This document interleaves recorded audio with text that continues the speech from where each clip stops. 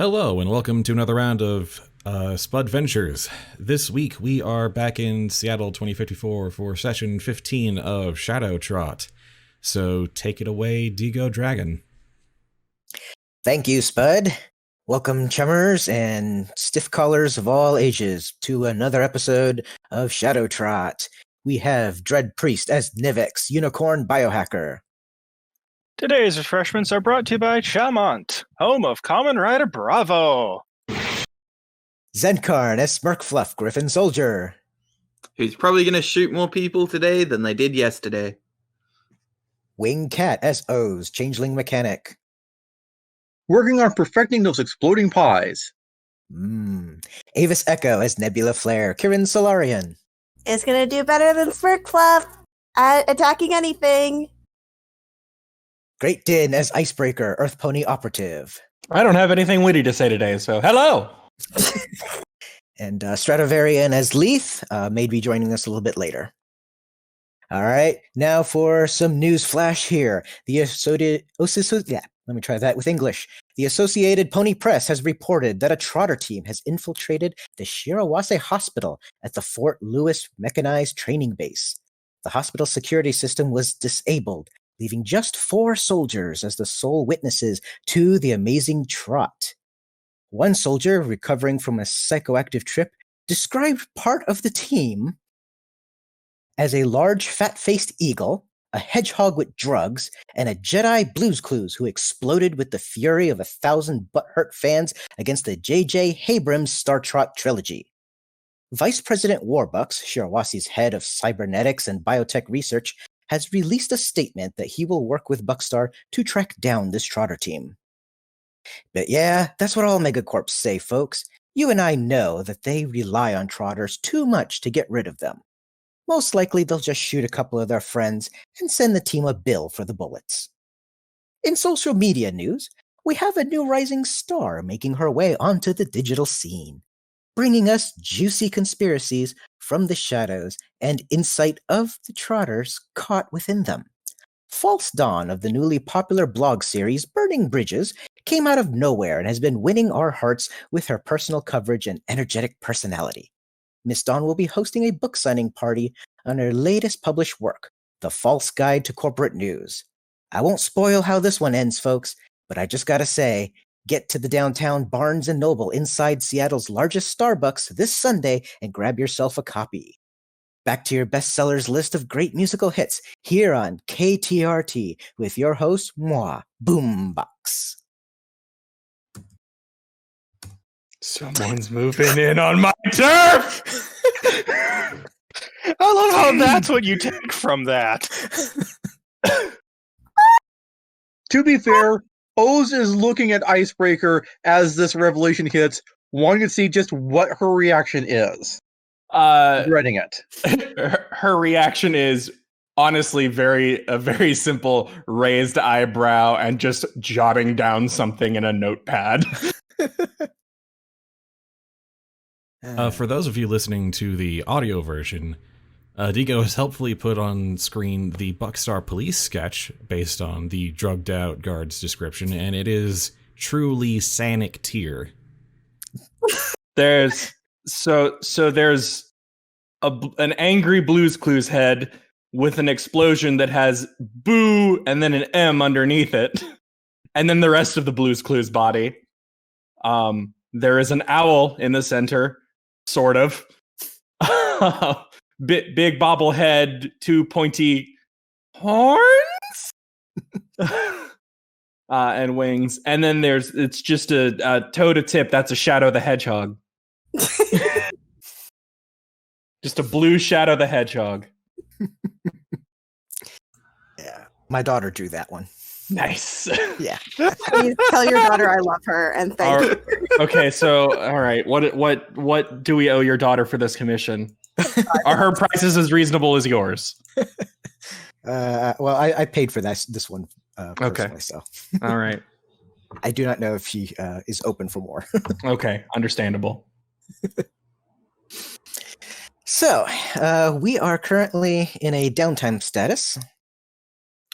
I believe that, we Last time we met, we had infiltrated the hospital, rescued Nebula's parents, escaped, and we are home free.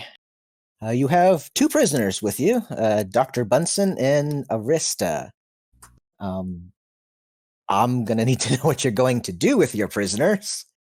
You put them in storage, you're locking it up somewhere, you're releasing anybody. What's the plan? Well, first I need to call some top people. No, I'm not sure. Excuse me. I'm not sure where the best place to store our 4 new people are. We don't have Pokeballs, unfortunately. Yeah, I can see at least one area where it can be used for prison storage, looks like. Under the bed.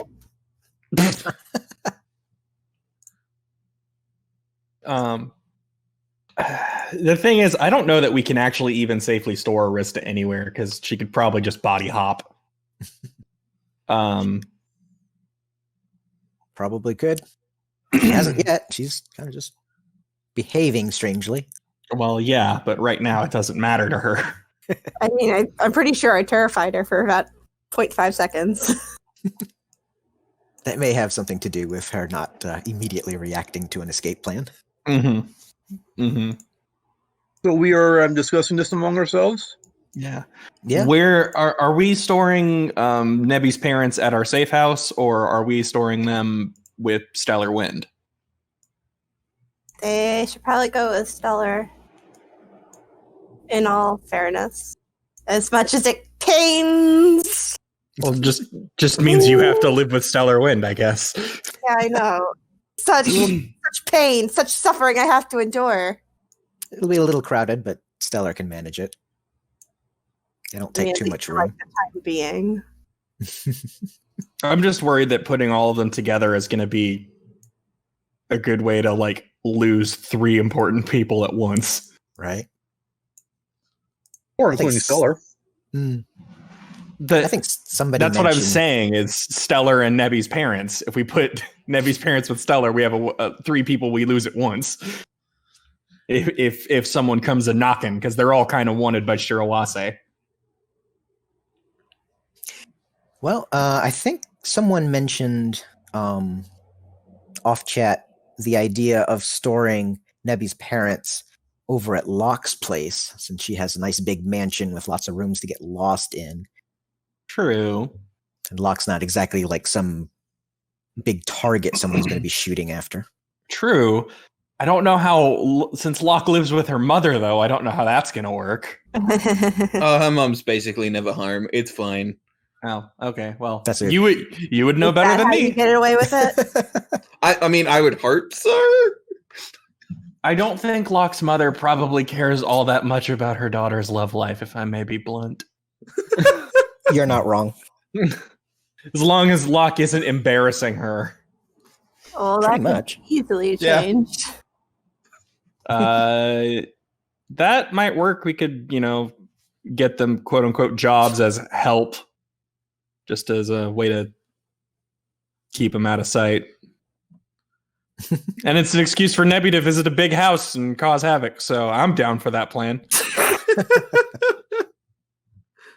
But what about Arista, I guess? Waits until it is safe and they are out of earshot of anyone except the player characters. And would storing them with Steel Gray's safe house be a good idea or not?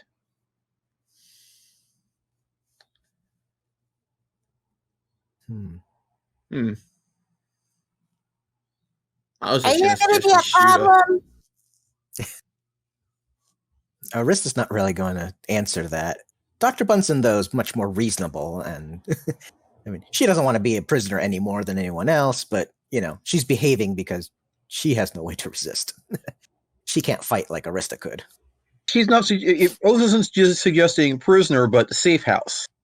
Like, he supposes the police have a bunch of places to store people in exactly this kind of situation, keep them safe.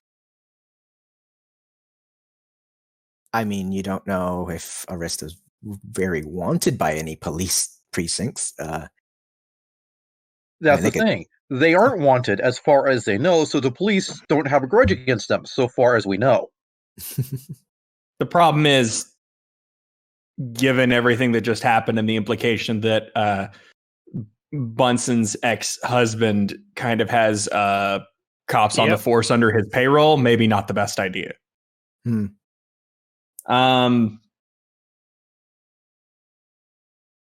the force, yes. Steel Gray, specifically? Yes, but among other things, I don't personally want to get more tied down or owe the cops another favor. Oh god, we are not owing the cops more favors. Why are we owing the cops? And honestly, like, okay, maybe we should just ask Bunsen and Arista where they, like, if they know any good places for them to stay, like, legitimately, because at this point, I don't really know what good keeping them does. Well, look, in all honesty, why are we letting Arista run around without supervision anyway? Even if we stick her in a safe house, why are we just... Like, we can't keep an eye on her all the time. Why are we doing that again? Like, considering all the people she's murdered and the fact that she can, you know, escape. Body hop. Mm-hmm. It, I like... mean, mine's the body hopping. I've killed people, too, and you don't see me getting locked up. You're too adorable to get locked. Yeah, but you kill the people we don't like, so it's fine. Okay. Kirin can commit infinite crime. No. They just have to be cute about it. Yes. But no, seriously, she seems like bordering on the too dangerous to live kind of scale. Yes. At the same time, Icebreaker's really not about killing people. Yeah, that's why you've got me, so I can kill people. I know, but like on the other hand, like if there's a chance that like we can maybe, based on the fact that one, she, you know, did respond to Nebby sort of say like holding her down, and two, sort of froze at Icebreaker's comment. There's maybe the slightest possible potential chance that we can at least minimize casualties by keeping an eye on her. I can take her if we keep her around. Okay. As for Dr. Bunsen, I mean, Bunsen has some friends that she can hide at. She's thinking that's what happened to Dr. Chandler, since he's been gone for a few days. No one's heard hide or hair of him. My only fear is I don't, since Machina is also, if not Project Unity adjacent to Project Unity, I'm worried that getting those two close together could cause problems. You know? Yeah. Machina's not too close to what Project Unity was about, so Machina was more a side project. Okay. So, well, I mean, if you're clarifying that, it's still a pretty advanced project. I mean, she's fairly unique in being an AI made by a biological brain grown in a little jar, but you know.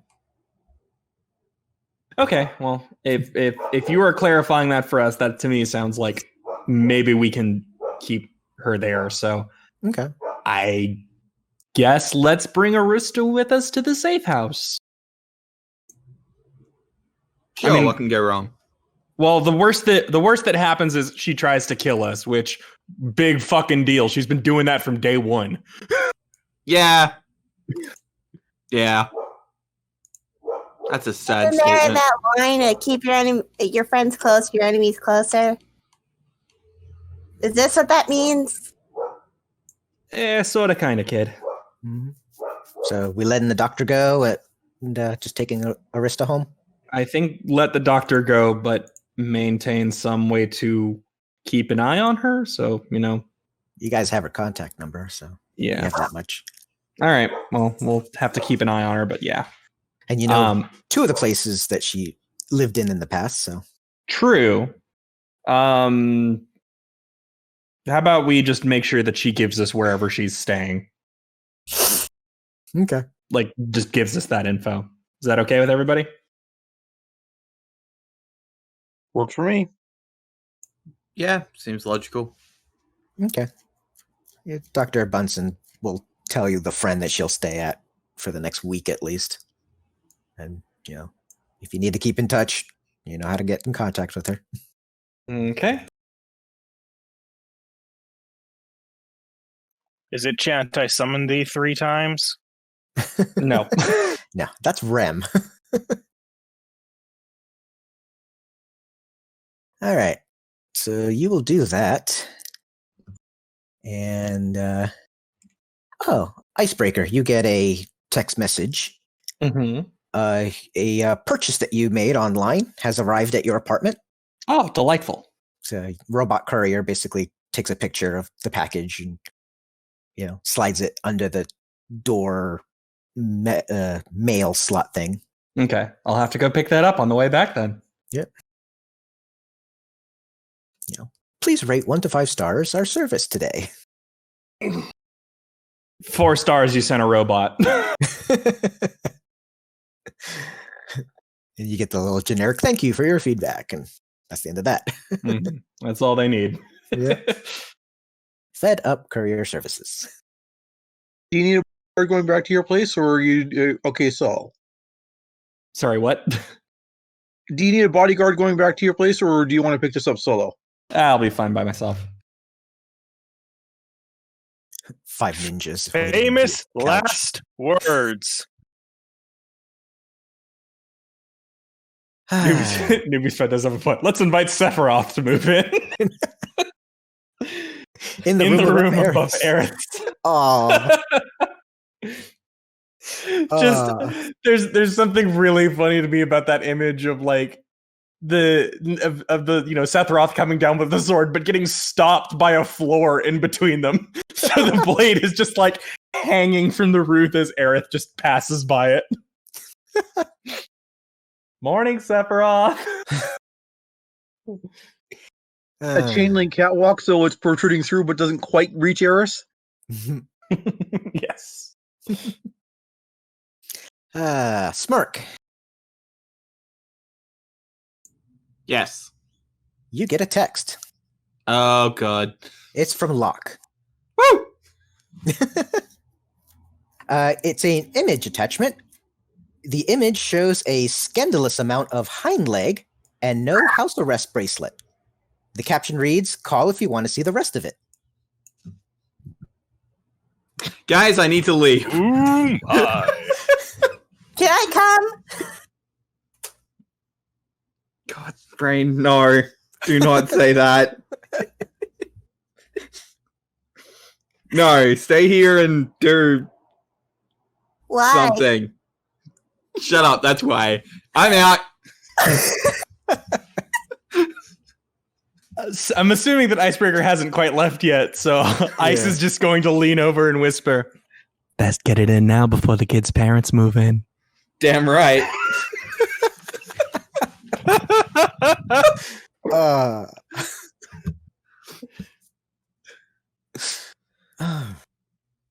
So I'm assuming you call Log. Yes. Your life hell, you know this. Yeah. I like how it's the there's something also really funny to me about like, I'm showing you that my house arrest bracelet is off. Want to come to my house? I can leave now, but I choose not to. Well, all she texted was call if you want to see the rest of it. It didn't say where. I know, just jokes. I know, it's fine. It's fine. Anyway, do you tell Locke about the idea of storing? Yeah, I give her the sort of the general rundown. Okay. Locke kind of thinks about it and is like, well, Mom's hardly ever here, and we'll just say they're like work friends or something. I don't know. There's so many rooms in this mansion that, Mom might never see them and she could stay here the night. Right. So yeah, I just wanted to let you know that, I'm free to move about. So I was wondering, Yes. I'm not doing anything Sunday tomorrow. If you want to hang out, there's a new book coming out that I pre-ordered that I wanted to get signed by the author. If you're interested in tagging along. I'm down. I'm Cute. pretty sure I can get tomorrow off from whatever it is I'm meant to be doing. I can make that work. Excellent. All right. So yeah, just bring over the parents tonight after 8, and I'll get them settled in. Can do. I'll see you tonight then. All right. So you get some X's and O's in your text message, and when the team gets to the safe house, Machina's there. The place is like you left it. Machina's just continuing to work on her little weird device in the corner. She says, "Hi, how's everyone? Who's the new friends?"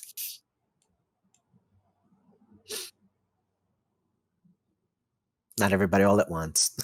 Well, Icebreaker is going to pick up her stuff. Okay. I'm a little distracted at the moment. That's fair. So Nebby's parents, while you guys are at the safe house, Mom starts cooking she'll bake some cookies for the team. Nebby's favorite. And how many will survive Nebby for the rest of us? None of them. We each get one cookie, and by that I mean there's one cookie left to split between the 6 of us. Exactly. Is so there learning the recipe. Is what?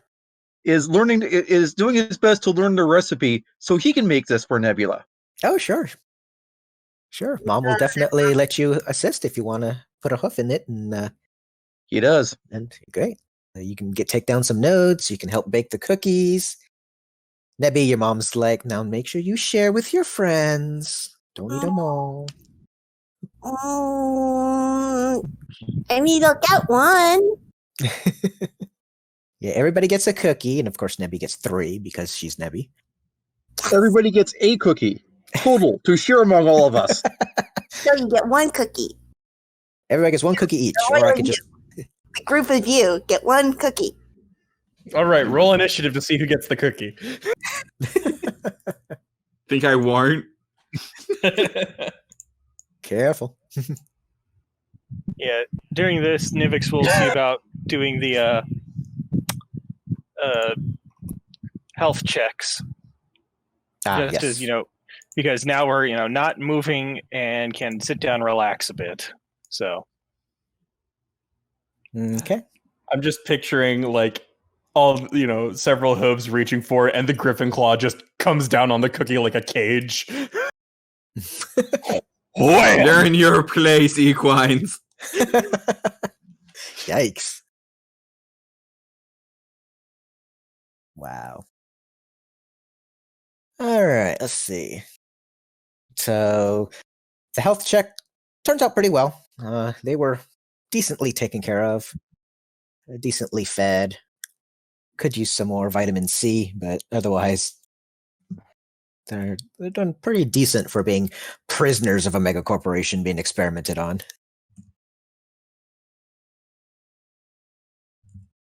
So I guess Dr. Bunsen wasn't lying about that part. All right. And with some other downtime, I'm assuming a lot of you have made some purchases, bought some new things. Icebreaker re-enters the secret base at some point and puts up a nice painting on the wall. So a painting goes up on the wall. Nebby, that looks like a very familiar painting to you. It does. Mm-hmm. I literally just blanked out for the last 5 minutes. It's art that you were a part of, but maybe didn't make yourself. Oh! How much did you pay for it? I paid a decent amount of creds. Got in a real bidding war with some asshole.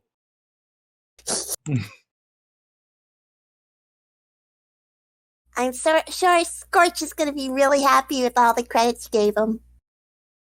Mm-hmm. I'm sure he is. And she will pat Nebby on the head.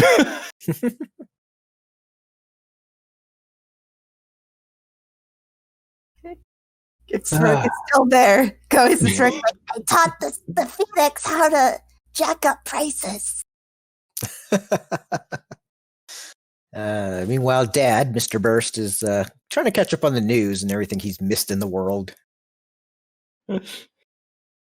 There's a lot. There is a lot. Icebreaker will be more than happy to fill in on all the stuff that the news won't tell you. How did GameStop stock go up by $500? GameStop.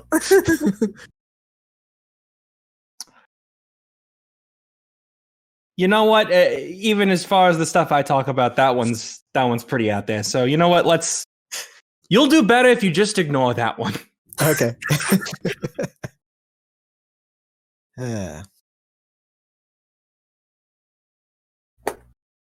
right. So that pretty much is how it goes. Nivix will be. Go ahead. Will be helping. Because as pointed out, they're missing some body parts. So Nivix will be working on the cybernetics for them. Well, they have the cybernetics installed. Oh yeah. No, that's right. You, The two spare legs were from a different room. Yeah. Their cybernetics may need some maintenance work. But... Yeah, Nivix can work on that. Also, please make sure there's not a tracking device in them. Yes, please do. Yeah.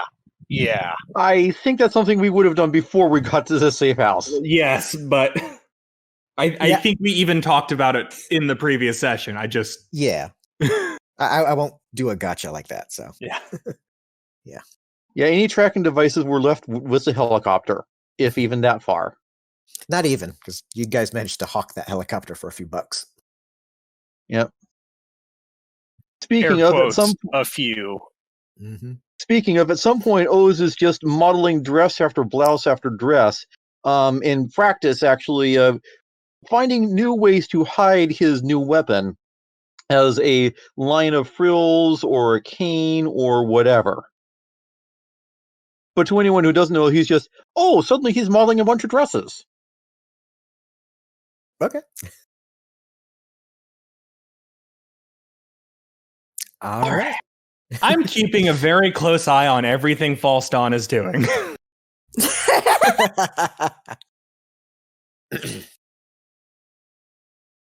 Hey, Ice. Mm-hmm. You want to know something the world doesn't know about Donnie? Absolutely, kid. It's not her real name. That's so. What is it? Her real name is long and it's dumb, and that's why she goes by False Dawn, but it's Zodiacal Light. See. Well.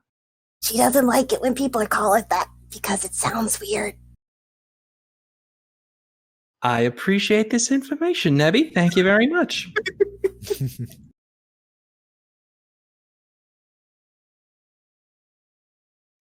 Putting that in my notes. I will throw my clan members under the bus. What are you talking about?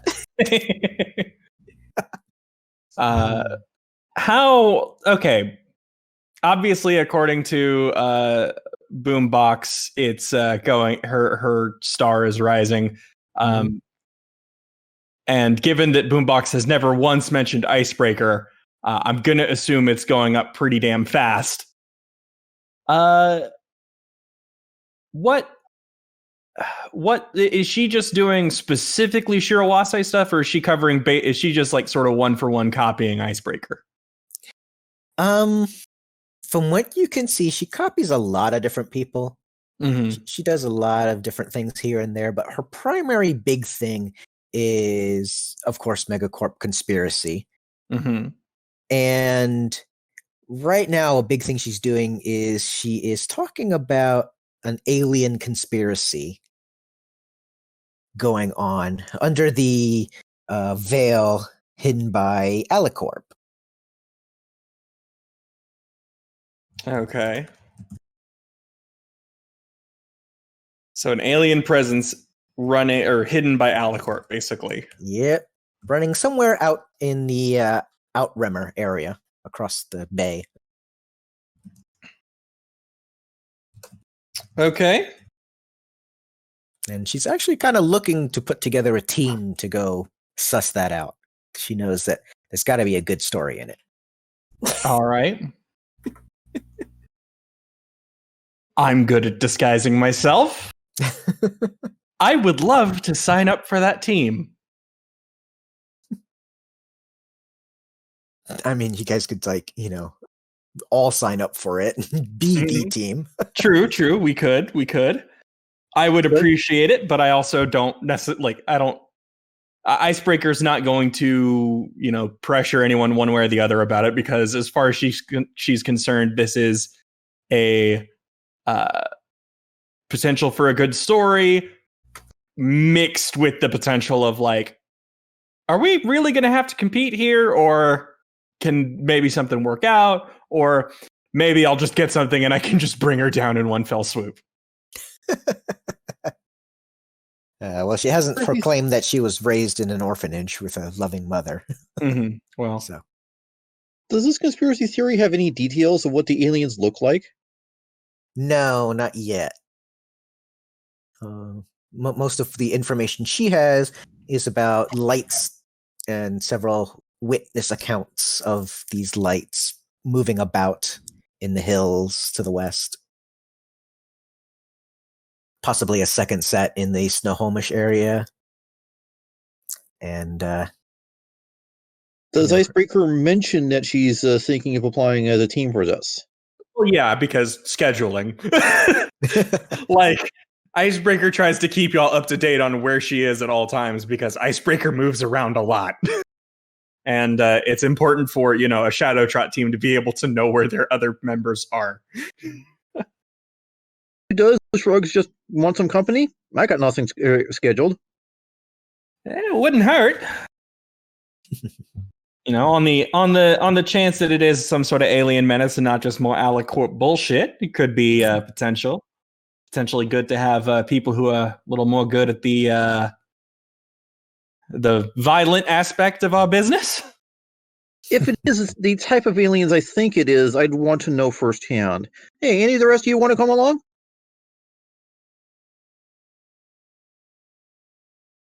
O says loud enough for anyone in the safe house except Arista to hear. Yeah, sure.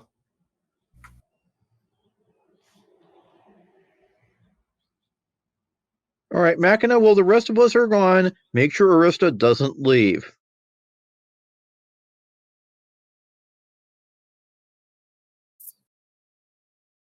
I don't know what Machina can do exactly, but... Well, presumably she has control over the doors at least, right? Yes, because the pony who can blow crap, or the kirin who can blow up an entire underground base is probably going to get stopped by a locked door.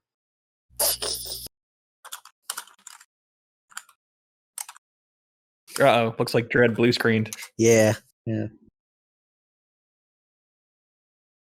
He'll be restarting here, so Okay. we can give him a minute. Yeah.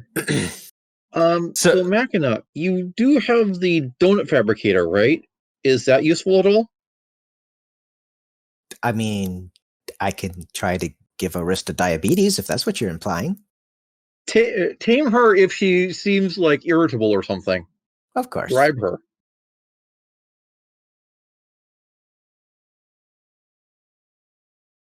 Okay. Machina gives the salute.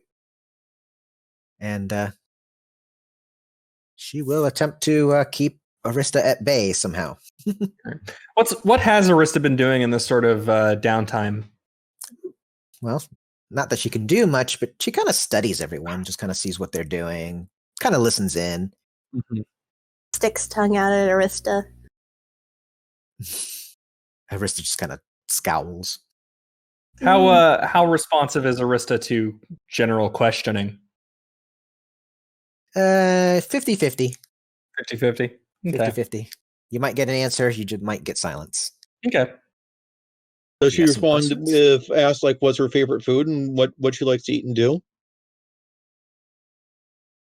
That you're going to have trouble with because most of her time is spent trying to find patient 0. And now that she knows where it is hidden, she feels that being tied up and held prisoner is very excruciatingly upsetting. Arista, if you could please get information about the facility in which patient 0 is so that we can assemble a raid, I would consider that a personal favor. Get personal information. No, get facility information. Oh, facility information. As in, no, Arista, you're not going alone. We're going. A raid area is going to happen, and we are going with you. You are not alone in this.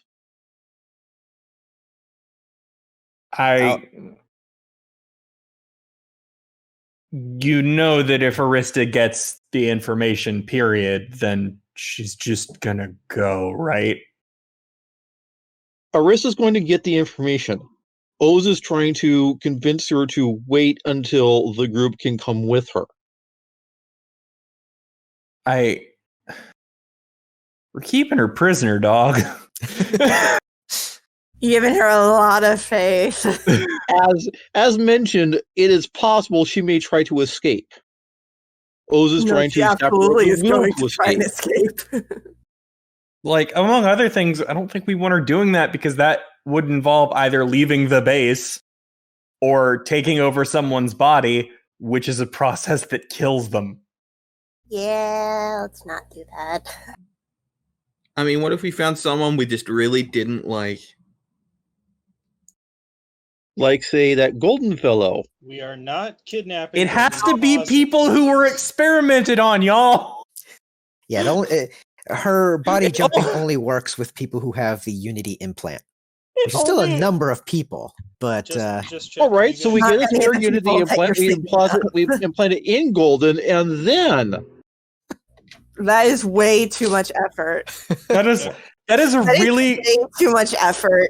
That is my dude. That is a super complicated plan. Of we'd have to rip something out of someone else's brain to do experimental surgery that from a project we don't understand. Put it in someone else's brain, and then have that body completely brainwiped by a hostile entity. Also, good luck getting the deposit. So on a 7, Arista's totally in on this plan. Well, for now, Oz is just encouraging her, if she's going to research anyway, and she's going to fixate on patient 0 in the facility, get some useful data that we can use later.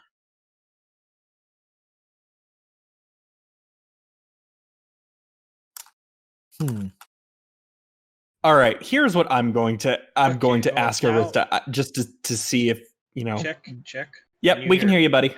Okay, I was trying to check because I had made a comment and you guys didn't respond and we were talking over. So is my microphone working because I'm on mobile at this point? Yeah, we can hear you. Apparently you were on mute at the time. Yeah, and now you're on mute again. I'm doing push to talk setup. So understandable. It's I don't have the big push to talk button, so I'm literally hitting the mute option because it's the headset that picks up audio. Understandable. Okay. All right. We can hear you though. Yes.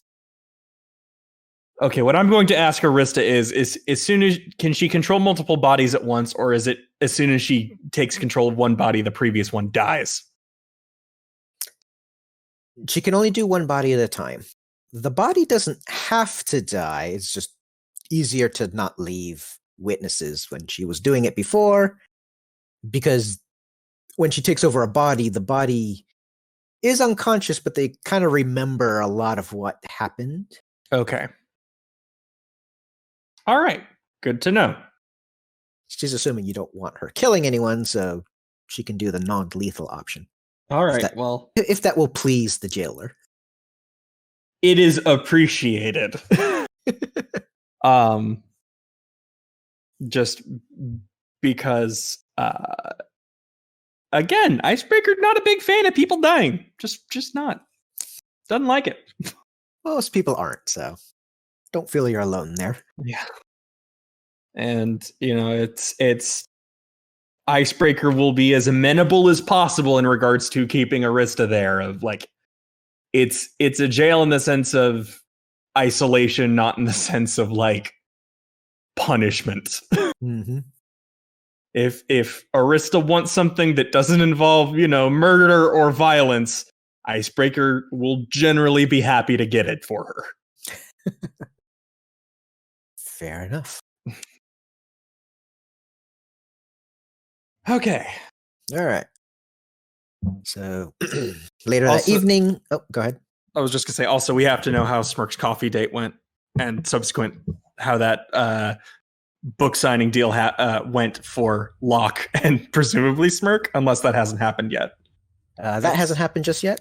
Okay. I will say that it's at the same place that False Dawn's having her book signing. Oh, you don't say. Ah. It's going to be really wild if there happens to be two different book signings at the same place. It's a very large Starbucks, so there's plenty of room. That's true. Well, it's taking place in the... I was going to say, it's taking place in the Barnes & Noble inside the Starbucks, but, Wow. That just occurred to me. You did the reverse of the usual. Nice. Yeah. I appreciate that. And of course, I'm just wondering how long before Smirk checks the pockets. Smirk has pockets? Not going there. For so many reasons. All right, so that evening, we move Nebby's parents over to Locke's place. Mm-hmm. Locke had spent earlier with her two trotter buddies, Stalk and Beryl, who have been pretty much underground the entire time, laying low. But, they're out of the heat from Buckstar, so they can come out and enjoy a little time together.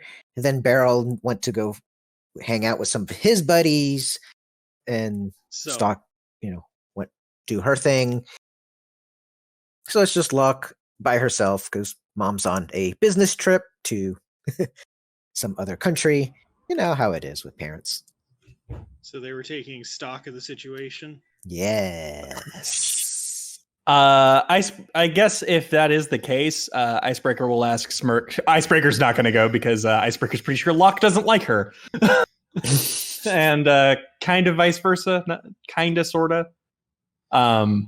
But she'll ask Smirk if Stalk happens to be around one time while you're there, could you hand her my number so we could I would like to go interview some Discordians with someone who believes in him. Yeah, that's fine. I can do that. Cool. Yeah, that's not an issue. All right. Why don't you like Locke? Well, out of character, why don't you like Locke? I've never really understood that. I have no problems with Locke. I think Locke is actually a great character. In Icebreaker character-wise, just kind of has the assumption of, well, the last 3 times we've met each other, it's been bad, and Icebreaker is just generally kind of snarky, and so is Locke. So I think they just kind of have a little cattiness going on. Yeah, no, that's fair.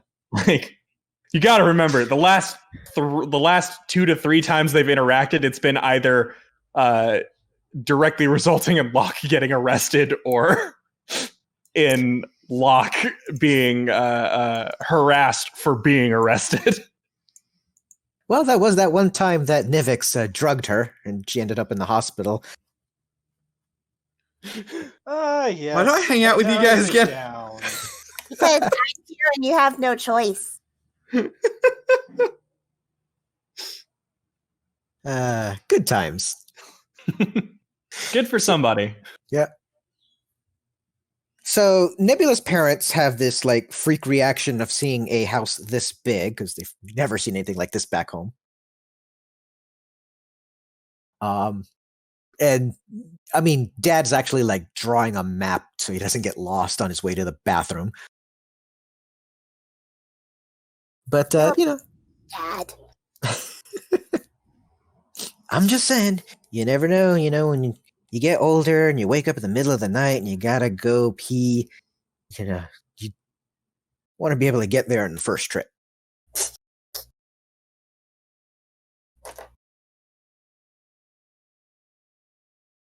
All right. So that's taken care of. Smirk spends, a little of the evening with Locke, just hanging out and catching up. And Locke mentions that she geeks out a little bit about the book signing tomorrow. Apparently, it's one of her favorite sci-fi authors who's having a book come out. So nice. Mm-hmm.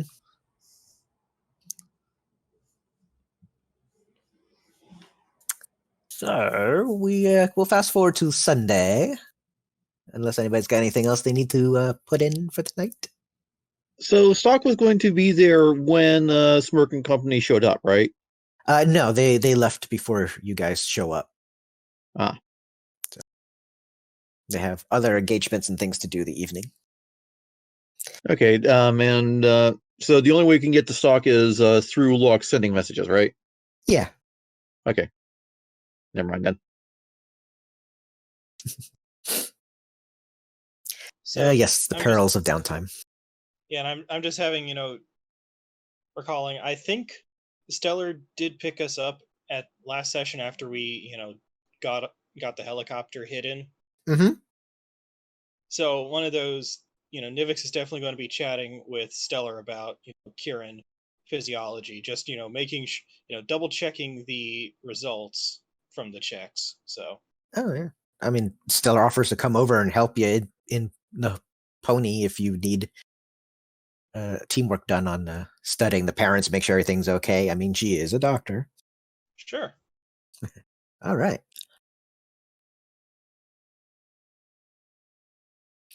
All right. So no problems that evening. On Sunday,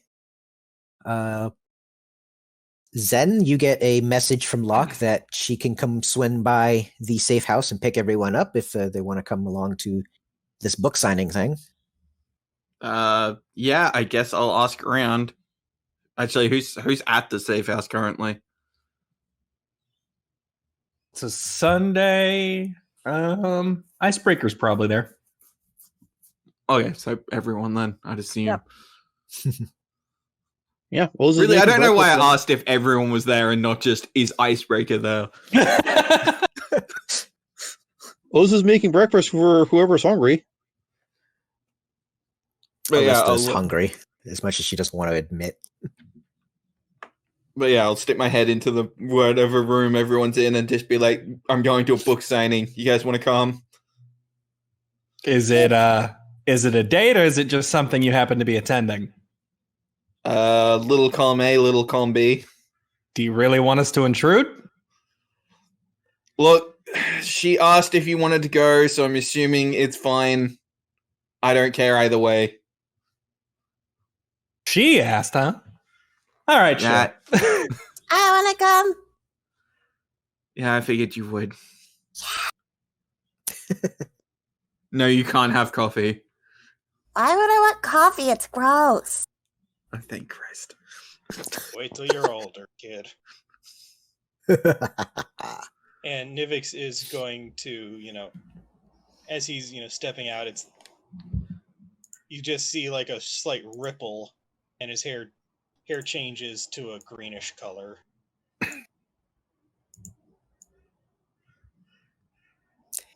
Yeah. So Sonic got some new colors. I think you'll find if it's green, it's Scourge the Hedgehog. Listen. There's got to be at least like 20 memes on that police image sketch by now. It was popular for all of 2 days, which is like a lifetime when you're a meme. That's true. It is. So. All right. So Locke swings by with a van. Not the most comfortable of rides, but I mean, It's got two. It's important in one way. It has 2 good front seats and a whole shit ton of crap back seats. Yep. Get in, losers. We're going to commit crimes.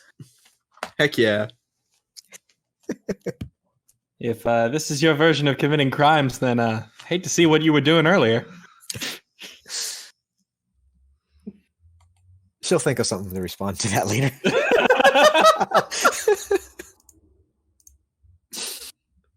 All right. The cattiness begins.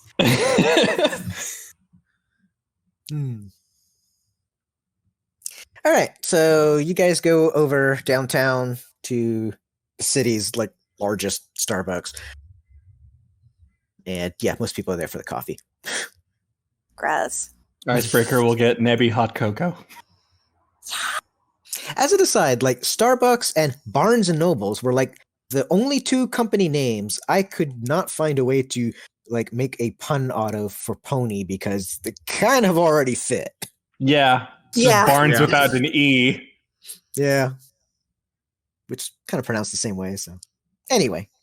So I do have an important question. What was the lawsuit like when Starbucks and Buckstars both or when Buckstar came onto the scene? Oh, that must have been a mess. I was gonna say. I think it might have just been on Buckstar's end because they were there first because they're the police. Well, you could have Barnes and Nable. Ah, that's true. Yeah, good one. PC's almost up. It decided, I'm going to lose the session. No worries. Yeah, it's all right.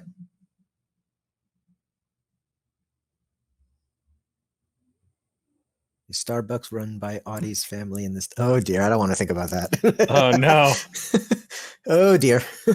Random fun fact: Noble is in fact the name of a British thoroughbred racehorse. So it's just two very prestigious ponies who were bookstore. Yeah, just on there, on the nose. Anyway, but there are two book signing events going on. All right. One is a science fiction writer, Shirslaw Lem, who does a lot of science fiction writing, and that's the one that Locke is here to see. I see. He does a lot of novels, diving into the complex nature of communicating with aliens. His new book, Celestial Sea, is out, and that's the one that Locke is geeking out about to pick up a copy. I have to ask. Does he have the hair of that guy from the History Channel? No. Aww. He does not. He seems to be respectable. Respectable. But however, in the other corner, is he wearing a tinfoil hat? No. Aww. But in the other corner, False Dawn, this energetic, snow-colored kirin. She's got the wild baby blue hair mane that's just all over the place. She's got these little petite circular glasses on the bridge of her nose. And, I mean, she's selling all sorts of books and stuff that are conspiratorial in nature. And it seems to be aliens is a pretty popular topic that she sells. Oh, yeah, of course. She probably has a tinfoil hat somewhere under the table. Mm-hmm. Understandable.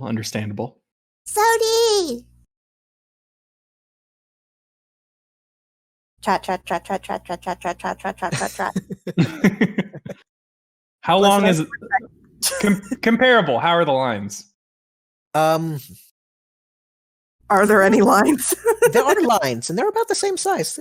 It's a decent 10-15 minute wait to get your sign. Neat. You know. I mean, book print's kind of mostly a dead language at this point, but there's digital copies you can get too. Digital signature. You just happen to have a few dead tree editions still. What? Digital signature. That physically hurts me to think about.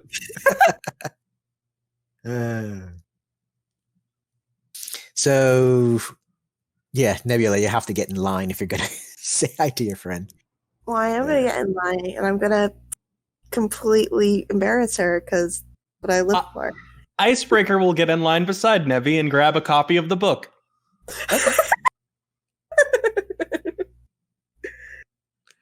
I'm going to stay with Locke, but attempt to keep somewhat of an eye on what the hell Nebula's Okay. Nebula's doing. Innocent. Yeah, sure. I'm innocent. I'm offended that you think that I am capable of doing anything wrong. You're as innocent as I am charming, so we're both screwed. Wow. That's the quote of tonight. I'd say you were at least somewhat charming. Crap. Well, if you're not charming at all, I wonder what Locke's standards are. Exactly. Non-existent. Now, this is Nebula we're talking. Is it charming or is it charring? Well done. While we think on that, Nebula, Neb, would you do me a favor? And she will hand Nebby some credits. I could use a croissant. Is it enough to get a croissant and something else? Oh, absolutely. There's enough for at least one croissant and whatever Nebby wants. Excellent. You're going to regret this. I will never regret it. Buys as much as I can with it. So one drink, right? No, like 7 cake pops. Duh. If Nebby comes back with no croissant, Icebreaker won't even say anything about it. No, you will get a croissant, but she's getting 7 cake pops too. Fair enough.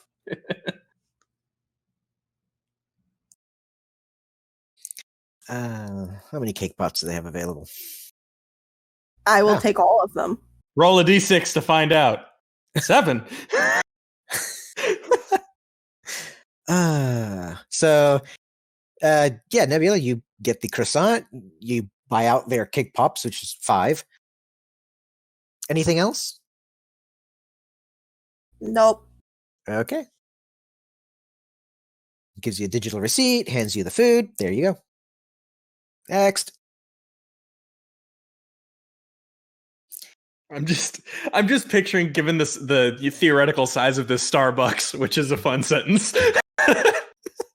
I'm just picturing like one of those movie theater style counters where it's just impossibly long. Mm-hmm. It's like you stand at one end and you can't quite see the other. That's how I pictured it. Wild. People in Seattle sure do love their coffee. Yep. All right. So, Din and Nebby, you finally get to the front of your line. False-Dawn there. And she's got pen or digital pen, however you want to buy the book. Who should I make this out to? She kind of has to stop and look down, adjust her glasses. Sorry. Hi. Nebula, right? Yeah. Hey, I haven't seen you in forever. How have you been? Been good, Sody. Dawn is fine. And who's your friend here? This is Icebreaker. The Icebreaker? Sure is. Pleasure to meet you. And Icebreaker will stick out a hoof. She'll shake it nice and firm. I love your podcast. Sinking Ships, right? Correct. I love it. Good. We should collab sometime. You know what? I would love to. I'll have to look over some of your work, but I'm always happy to keep an eye out and help along with the newcomers in this sort of business. So, and she will pass over the book to get signed. Okay, she will sign it. You want a cake pop, Sody? No thanks. Those things wreak havoc upon my digestive tract. Or for me. Chomp. Literally chomp all of them at the same time. So, Ice, I must ask. Mm-hmm. You seem to know your way around the shadows. I do my part. You wouldn't happen to know some of the trotters in the business, maybe some interested in doing a little theoretical work in the fringes of science? Icebreaker will lean in and say, Yeah, you wouldn't happen to be talking about your little expedition out to the Outer Rim, would you? Yes, darling. Well, I think I know a few people who'd be happy to help you out. Oh, let me give you my number. I'm sure that you will only recommend the best ones. And Icebreaker will nod. she gives the number. Just kind of bounces in her chair a little bit. Oh, this is going to be such great. I will pay, of course, obviously. And Of course. Icebreaker will laugh and goes, the last thing you want is a Shadowtrot who didn't get paid. Yeah, I'm not like golden deposit, allegedly. Oh, I'm familiar with that, asshole. I see. And she will nod and say, so I have her number. Will it also work as sort of a like sending information sort of way, like photos and whatnot? Oh, of course, yeah. Okay, cool. Pretty much everyone's on and got a smart number. Okay, good. Just wanted to make sure. Icebreaker will, after sort of putting the number in her contact list, go, by the way, I'm not sure how valuable this information might be to you, but just in case you didn't happen to have a copy of it yourself, and she will send a photo of the because False Dawn was one of the medical sheets we found, right? Mm-hmm. I'm gonna send it to her. She's gonna look at it. How did you know this? He got my parents out. Does that mean... Yeah. I'm not sure which one of you is the hedgehog. But okay. We'll keep this to ourselves. Like I said, I happen to know some of the best people, so and happy to help. Over with Smirk, Nivix just twitches at that. Like, he can't even hear it, but he just twitches. He knows. Xencarn. All right. Smirkfluff and Locke get to the front of their line. Sweet. And Locke kind of geeks out over Lem and is like, gets copy the book and gets it signed and asks a few questions about questions she had reading this book or that. And it's like, what do you know about this? And it's like, and he seems like a pretty chill guy. He has a little trouble keeping up with Locke, geeking out a little bit, but I mean, he's got a lot of fans like this, so he's kind of used to it. So a minute of that, and then, Locke kind of just like puts a hoof around, your arm and just like, that's adorable. He just kind of pulls you off to the side, and you've never seen Locke this like geeky happy before. That's adorable, and I love it. And I'm gonna tell her that.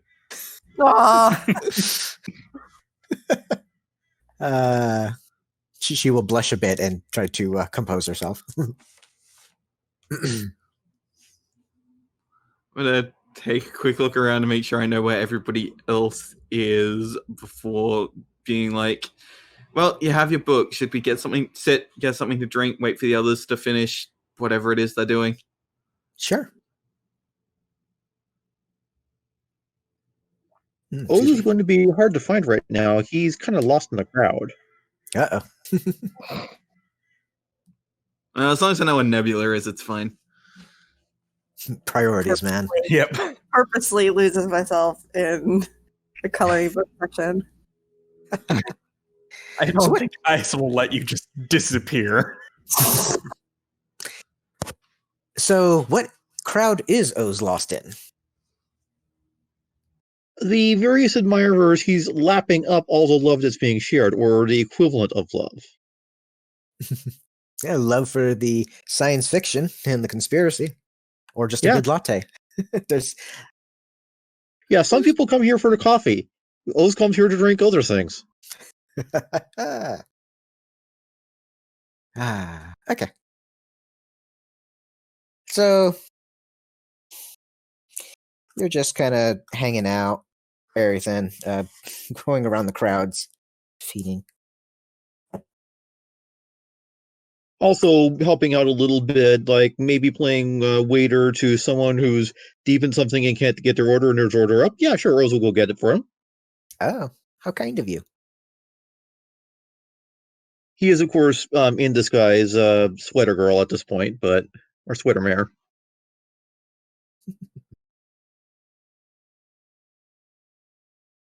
Sweater mare. Okay. So you're doing that, you're going around. And in your back and forth, doing all this, one of the people you help, an elderly stallion, Earth Pony, he's like, well, thank you very kindly about that. Tell me, do you work here? Because I've been here a lot and I don't remember seeing you before. I'm just helping out for today. Oh. Helping a friend. All right. And not trying to hit on you or anything. He's just kind of he appreciates service and he will tip you 50 cred. Cool. Thank you kindly. Rose stuffs it in the sweater and heads on. All right. During BRB. Okay. Nivix, what are you up to? So Nivix is currently, browsing, going over towards the music section. All right. Going over to the music. Anything particular you're looking for? Just mainly poking around, but is checking some of the. Trying to remember the name of the genre and how to word it into Pony Farm. Do you at least know the name of the genre? Yeah. Ah. European metal. However you want to word that. Okay. We can just go with that. Let's see.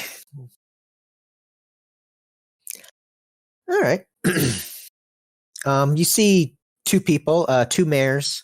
One's a unicorn, the other an earth pony, and they're kind of arguing over different bands and which one's the better one, who released more albums, that kind of thing. It's not like super heated, but it is a bit on the serious side. And they kind of see you and they kind of pull you over. It's like, okay, we need an opinion breaker here because obviously, one is better than the other. And they kind of ask your opinion, which music is better, which band. Sorry, I had to sneeze. Is it are the two bands Draft Punk or Draft Work? Something, yeah. Some just give two names. I didn't. And I gotta ask, like, what's the colorations? Because I have a hunch on what you're going with.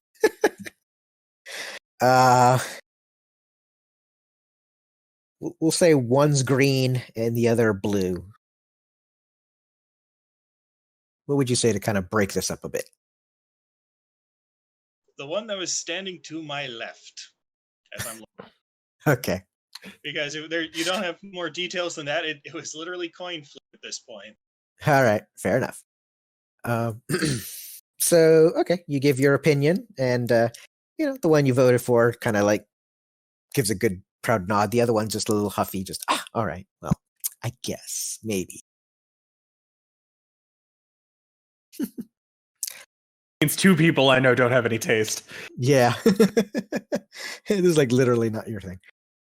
But they finish their little argument and they kind of go away. But you happen to see at this point someone you'd never expect to see here. You see Uzi browsing the classical section.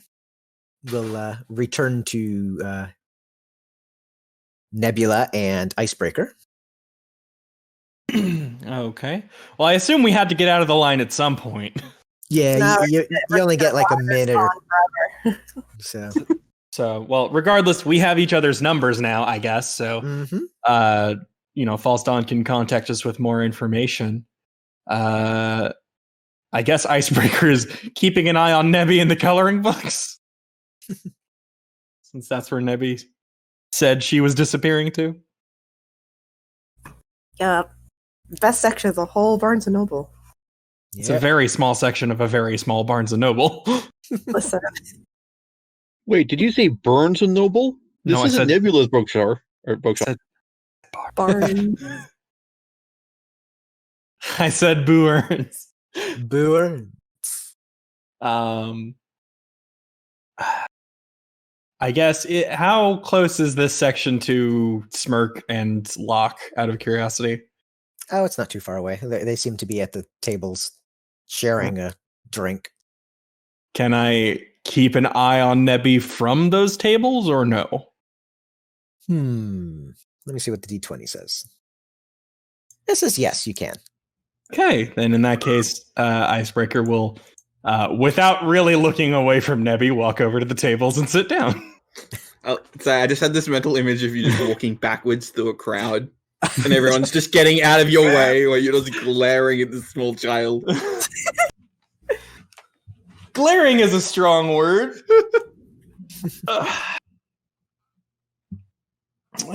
So, Locke, good to see you again. Oh, hi. Oh, God. So... So you got the book you were excited to get? Yeah.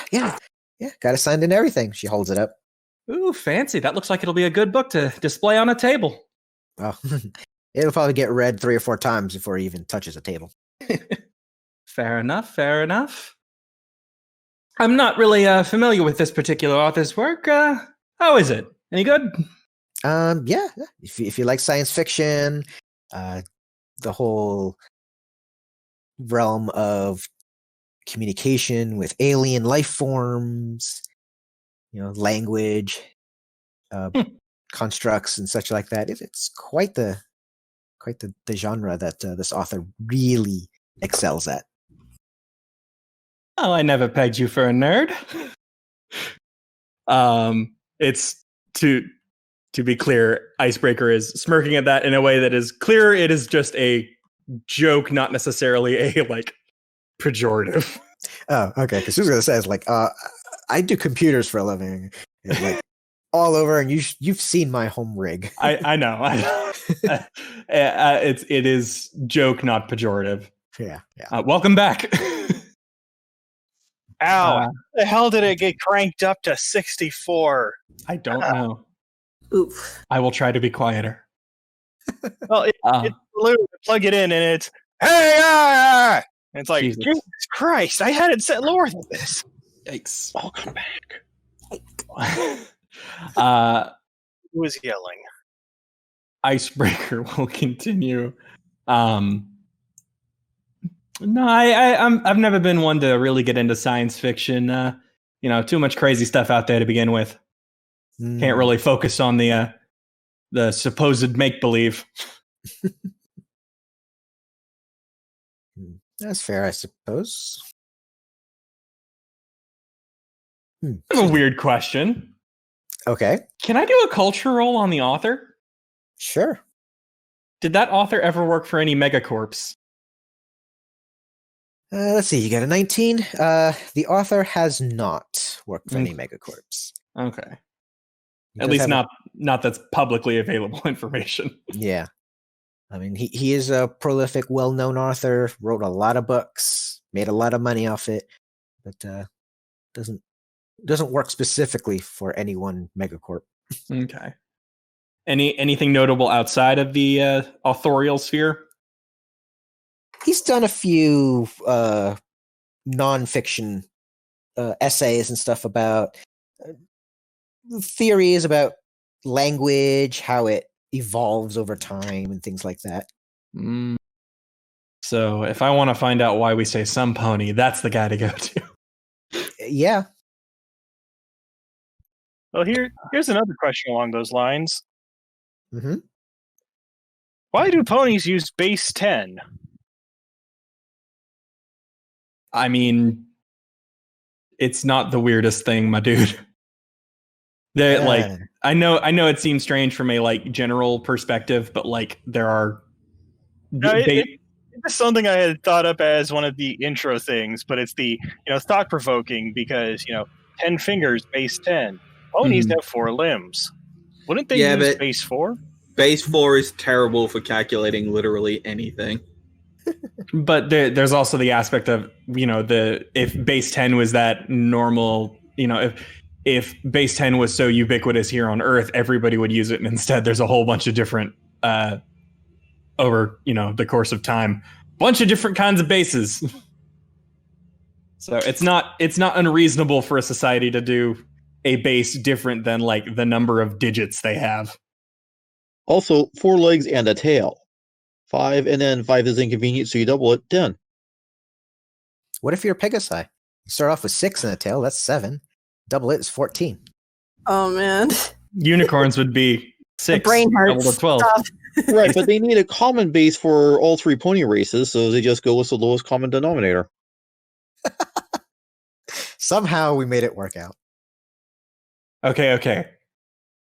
4 hooves, 2 wings, very long neck and head, horn, tail, because this is based on the princesses. Clearly that's how base 10 came about.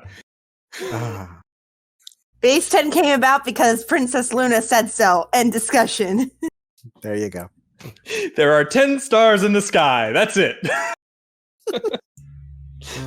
That's all there ever will be. Really? No. Anyways, so with the basic question out of the way, back to you. Thank you. So Locke gets a text. She reads it. She seems a little concerned. Texts back something. Gets a response. You all right? I just got a text that Barrel's in the hospital. Oh shit. And so I'm not sure what's going on, but he apparently had a wild night with friends, and they've kind of found him out in the street. What district, if I might ask? He apparently was hanging out with some friends in Snohomish. That's I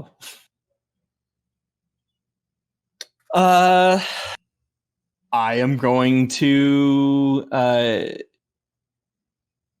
Ice is going to make sure that still keeping an eye on Nebby, who has apparently slipped over to the young adult section. I rolled 20, man. You can try. Who taught you stealth? You did. Well, apparently I did a too good a job. Now the student is the master. Circle is complete. Tiny, and there are big. There's a lot of people in the way. We'll have to absolutely get Nebby on the way out. Icebreaker will turn to Locke and go, doesn't really seem like his sort of MO. Any more details, if I might ask? That's kind of all I got. I probably should go to the hospital to meet him, see what's going on. Did you want if I came with you? Or? I mean, I'm kind of your ride, so I don't want to like leave y'all hanging. No, but you could ditch us somewhere. You don't necessarily have to take us to the hospital, but I would appreciate it if you did. Did what? Dish you, or just go along with the hospital? No, I'd like to go along to the hospital. Oh, okay. You know me, I can't help but stick my nose into other people's business. And you happen to have way too much business. Damn right she does. I said my nose, not your nose.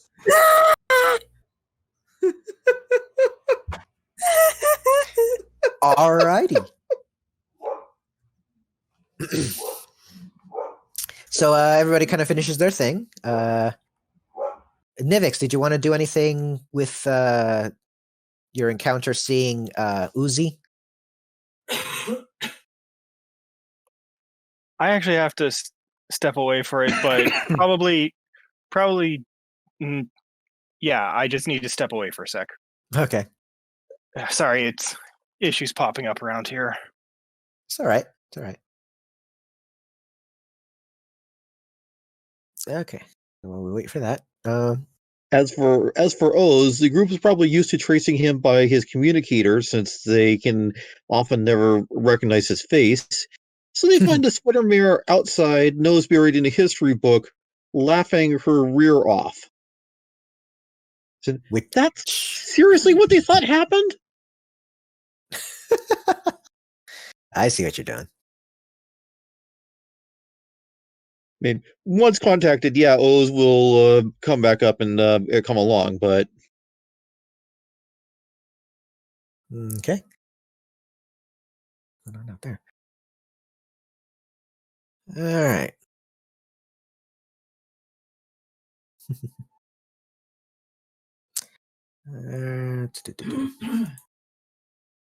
All right. So when we wait for Buddy to come back. All right. Anything else anybody needs to do over at the bookstore here? Locate Nebula. Make sure she doesn't grab any of the weird books. Yes, The we adult section has the most interesting adventure stuff in the entire store. That's where the good stuff is. So what exactly is Nebula reading when someone finds her finally? I mean, she's see, there. all of my good books are not in this room, so I can't even make a witty name to reference one of them because I don't remember the names of them. Because they're not in my eyesight. What's the topic? What's the type of book? Is it something that the rest of us should be alarmed about? No. She's only in young adult. It's Pegasus Jackson. There you go. Percy Jackass. Oh. We got there. Thank God that movie was awful. It's a You don't shame. watch the Okay, movie. what did I miss just by walking away for 2 minutes? We just I made a bad joke. yes, Mm-hmm. a bad but understandable and therefore good joke. We got there. Listen, Thank you, the Spud. books are good. The movies suck. Yes, I'm aware. No, I don't think you are. I think we need to go into great detail about how bad the movie was. Look, man. Look. I watched a mediocre to bad book get a somehow even worse movie. I am familiar, and I'm not talking Aragon. Aragon. I know. We Jeremy don't talk goddamn about irons, and it was still a bad movie. I know! Holy shit! No, Anyway, we'll stop this here because otherwise, I literally will go 2 hours ranting about how angry that movie made me. Anyway, fuck. Yeah, I got places No, to go. Movie's what's right. Nivix Artemis do with Fowl. Oh, we are not getting an Artemis No, Fowl no, no. today. Do not even start me. Hold Time on. out. Time out. Let me Time just. out. I'm just gonna step away for a brief moment. Give me just a second. Okay, so what does Nivix do with Uzi? So as to reel this back to the game, I think we I'm broke back. in. I'm back. Sorry. For I the heard that joke. was your. I heard that was you telling your dog to stay outside and not you having an existential crisis. No, I was just walking away to scream for a joke. I don't really feel that strongly about it. Movies are dumb. Anyways, I like the Artemis Fowl books. Movies are dumb. Let's move on. we're not talking about Alicorn Fowl. Got it. Yeah. Wow. Okay. So That raises so many more Nivix, questions than I wanted. take it away. Anyways, let's Just out of character reminder, I know we saw Uzi when she was holding the screen for Golden Deposit. I don't know if Nivix actually interacted with her or not. No one really ever does because she has like no expression. does Nivix tell anyone else that Uzi is here? Yes. Okay. Icebreaker might want to interact with Uzi in some capacity then. Up to She's people, not, so Icebreaker can go find Nivix as Nivix is talking to Uzi. Sure. works for me. Okie dokie. So Nivix, what do you do? On the stage role playing issues. Pause. Okay, probably. So she was in the classic section, yes. Yes, classical music. So Nivix is going to go over there and, nod in passing as he's, looking through stuff. Okay. And of course, like text signaling that Uzi is here. / Icebreaker probably walking up at this point. All right. I mean, Icebreaker can, be on delay, just, whenever seems appropriate. Yeah. Uzi notices you, Nivix, but doesn't say or do anything. She just continues to browse.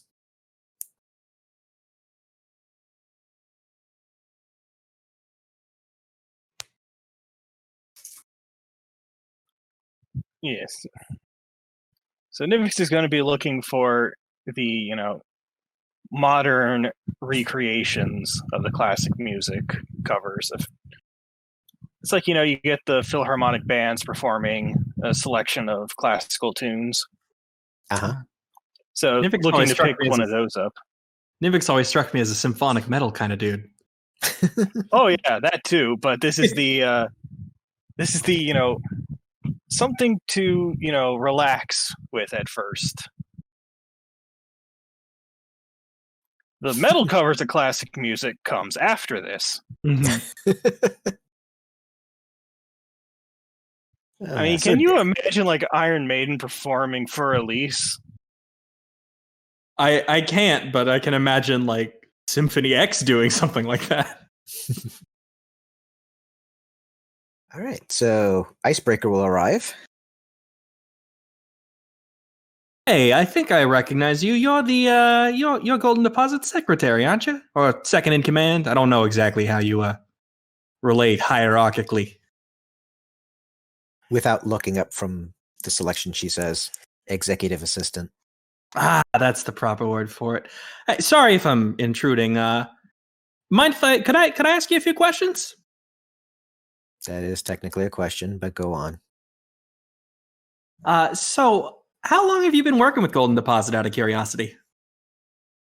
I've been working with him 8 years. All right. Was this sort of your first big gig, or did you do work with some other people before?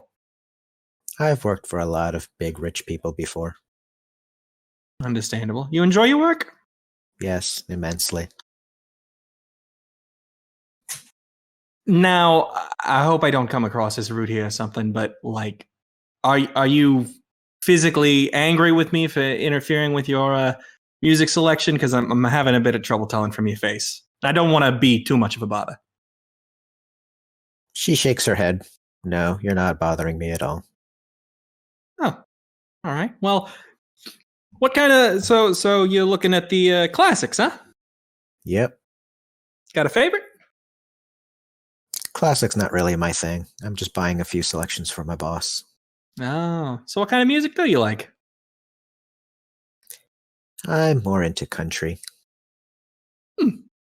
Wouldn't peg you for that, but all right. Classic or more pop? More pop. The older stuff is a little on the slow side for me. I see. All right. So, how exactly is working for Golden Deposit? Does he actually pay you? Yes, he pays me well. All right. Man, there's just so many weird questions I want to ask someone in your position, because I'm always more interested in talking to the people who do all the actual work instead of the people who just, dole out the paychecks. So, mind if I give you my number? Maybe you could call me sometime. What would I call you about? I don't know. If you happen to have some free time and want to get something off your chest for an interview, maybe? Not really. Unless you want your Griffin friend to call me, because I think my boss owes him a lot of money still.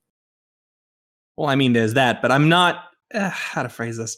I'm not interested in necessarily Golden Deposit right here. I'm interested in you. Like I said, I'm vastly more fascinated by the people actually doing the work. I see. I don't consider myself to be all that interesting to talk about, but thank you. Well, And Icebreaker will give the number if Uzi will accept it. Yeah, she'll accept it. Okay. And Icebreaker will say, if you ever feel like talking with somebody who's maybe not so, how to phrase this? If you feel like talking with someone who's not directly in charge of your paycheck or who maybe won't care so much about... I'm having a lot of trouble coming up with the right words here. Basically, if you ever feel like talking, feel free to give me a call. All right. Thank you very much. And Icebreaker will leave. Okay. Mission pseudo accomplished.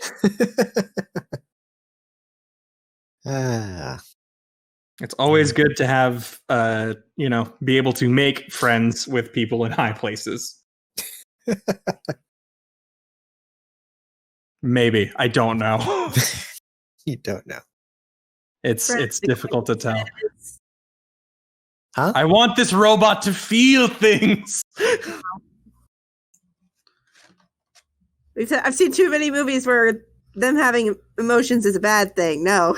I've seen too many movies where emotions are the thing that brings the robot peace. Johnny 5 is alive. Johnny 5 is alive. Oh god, that's an old reference. I know. Right? And also to directly refute Xencarn real fast, I wasn't flirting. Uh-huh. Sure you went. Trust me, you'll know when I'm flirting. Because it'll be is that really a threat? bad. It'll be really, really bad. All right. So you guys get your purchases out of the way, and who is not going to the hospital? Is anyone not? I mean, we were all on the ride. Yeah, but Locke can drop you off somewhere if you don't want to go to a hospital. Seeing that you guys recently broke into one, stole something of valuable, and broke out, taking more valuables on your way out. Look, if someone sees the hedgehog, the Blue's Clues, and the griffin and the owl together, they might get suspicious. Okay. It'll be fine. It'll be fine, yeah. Yeah, Nivix did at least change it up a bit before stepping out. Very true. You figure another 12 hours, that meme's dead anyway. All right, so you go over to the hospital. It is downtown where they have where Beryl is staying. Locke will lead the way, check in, try to find out where he's located, see if he's allowed visitors. Yes, he's allowed visitors. Okay. Go over to the bed he's at, and you see Beryl. He's on a bed. He is looking like he got 0 sleep last night. So he's got the heavy bags. He looks like he's been roughed up a bit too. They've got a few band-aids around him for various cuts. He's bruised up a bit. I could get behind the terms of this contract, yeah.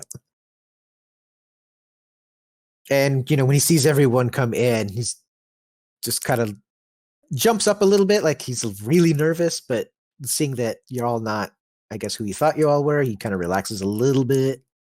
He still seems on edge. Nivix is, of course, going to check the medical chart. Okay. The nurse standing outside the room is just like, what are you doing? Well, it's not even, picking it up, just glancing at it. Just wanted to make that joke of like, you're not a doctor here. Stop. He could fake it really well, though. All right, so you look at the medical chart. He is suffering a concussion, and he's been having a lot of anxiety and just a very acute bout of paranoia. As if he's suffered some traumatic incident overnight. But they don't know anything past what they can observe on him physically.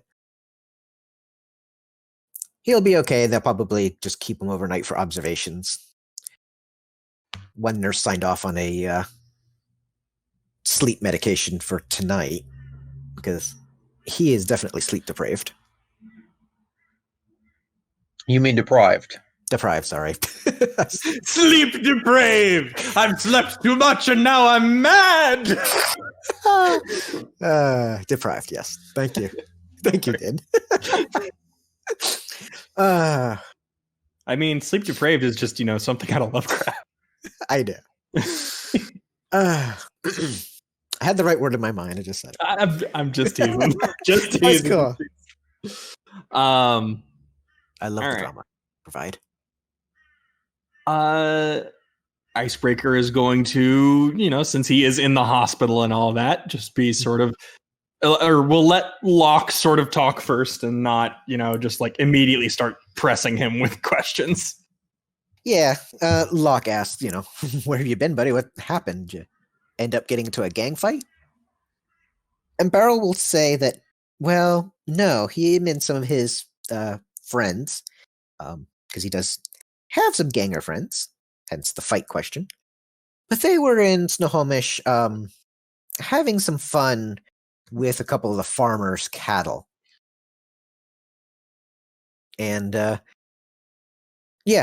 it looked like somebody called a helicopter after them.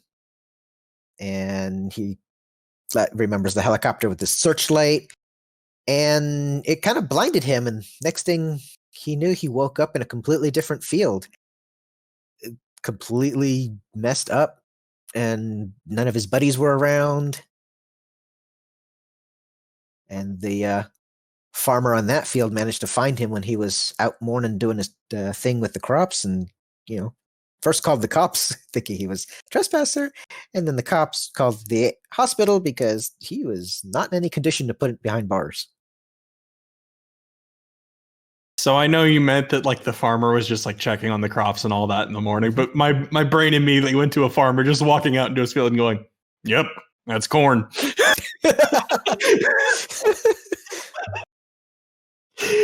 It's just I don't know why that was the dumbest image that popped into my head, but Still corn hasn't metaphoricized into rice yet. Right? Damn growth chemicals turning my corn to rice. Or my Yikes. rice into corn. Corn might not be so bad, but if you take a whole ear of corn and you reduce it to a single grain of rice, yeah, the farmer's got a right to complain. Oh yeah. Yeah. So Icebreaker will ask, sorry if I'm if you don't feel like talking to me, I understand completely, given you've gone through some kind of harrowing situation. Did you happen to see any symbols on that helicopter? Something that might indicate maybe what sort of megacorp it was or something else? Beryl kind of thinks and just shakes his head. Okay. Good. You said he, and then it seemed like I cut you off by accident. Oh, no. He can't remember seeing a symbol on the helicopter. That's it. Okay. Have you been able to get in touch with any of your friends? Eventually, yes. Out of his 4 other buddies, 3 other are in the hospital. The 4th one managed to get home. Okay. So the only one that managed to sort of dodge the quote-unquote copters, huh? Mm-hmm. Yeah, the one that was the fastest. Okay. The bat pony of the group. Can I get that pony's name and number? Yes, if you... I understand if he maybe doesn't trust me on that. Yeah, he's kind of... I just wanted to... I understand your hesitation. If anyone might have seen something, I figure it might have been him. But I understand. I won't press.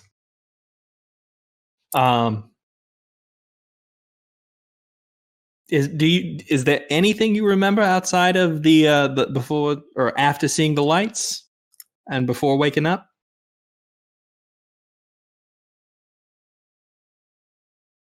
He remembers which farm it was that him and his buddies went to go pester the cattle at.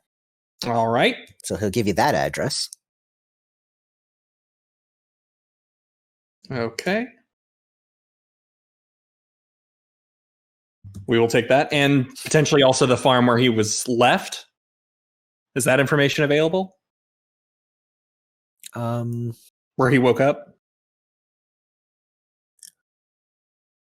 He will give the approximate address he thinks it was at. He's not too sure. I mean, I just meant like, since presumably the farmer called it in, like, is that information we could just get from someone like in the records or whatnot? You'd have to call around a little bit to get that information from the police. Okay, understandable. It's not public information. Okay. We know approximately where he was picked up then. Yeah, the best guess that Beryl can give. Okay. Trying to think. Anyone else have any ideas as far as good questions to ask? I don't want to be the only one to, get in on this alien conspiracy. You asked all my questions.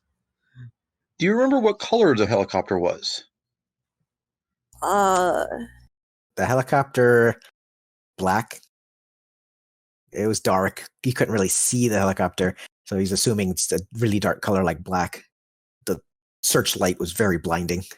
And about what time did you get hit by the searchlight? What time were you out partying? He's going to say about 1 o'clock in the morning, as his best guess. Okay, that was nowhere near the time we made our escape with our helicopter, right? No. Right.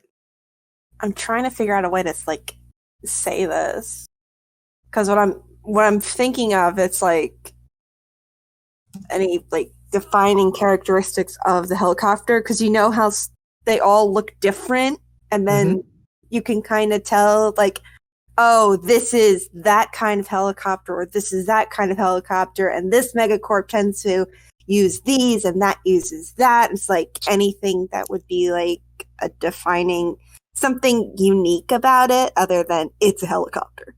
Right.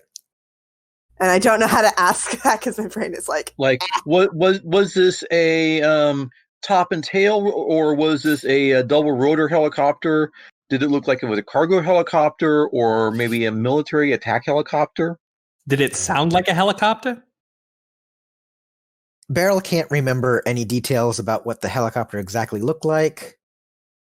It kind of sounded like a helicopter, he thinks. I mean, there was a rotary noise-like thing coming out of it, so. It's a quick sketch of a top and tail helicopter and a two-rotor helicopter. Which of these two did it look more like? Looking at the two images, top and tail, he's going to guess. Okay, which is unfortunately a more common one, but at least it does exclude some.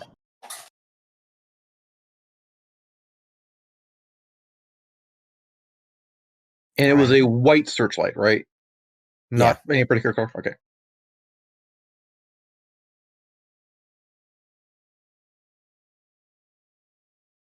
Well, I guess one more question for you, if it's not too prying, I suppose. Mr. Barrow, you wouldn't happen to be a listener of one Burning Bridges, would you? Shakes his head. Nah. Just wanted to be cut out a lead, I suppose. Okay. All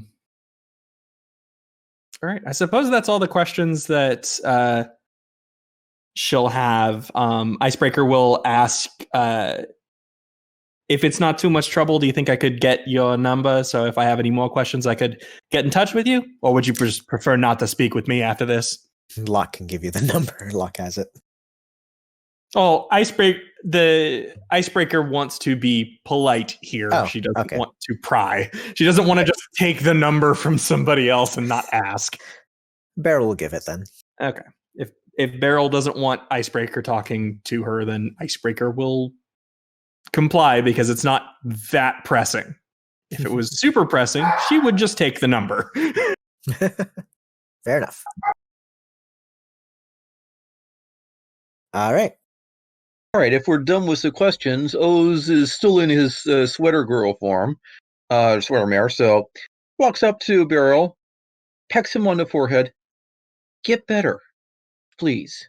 You are important to Locke. Aw. He will nod. And then walks off.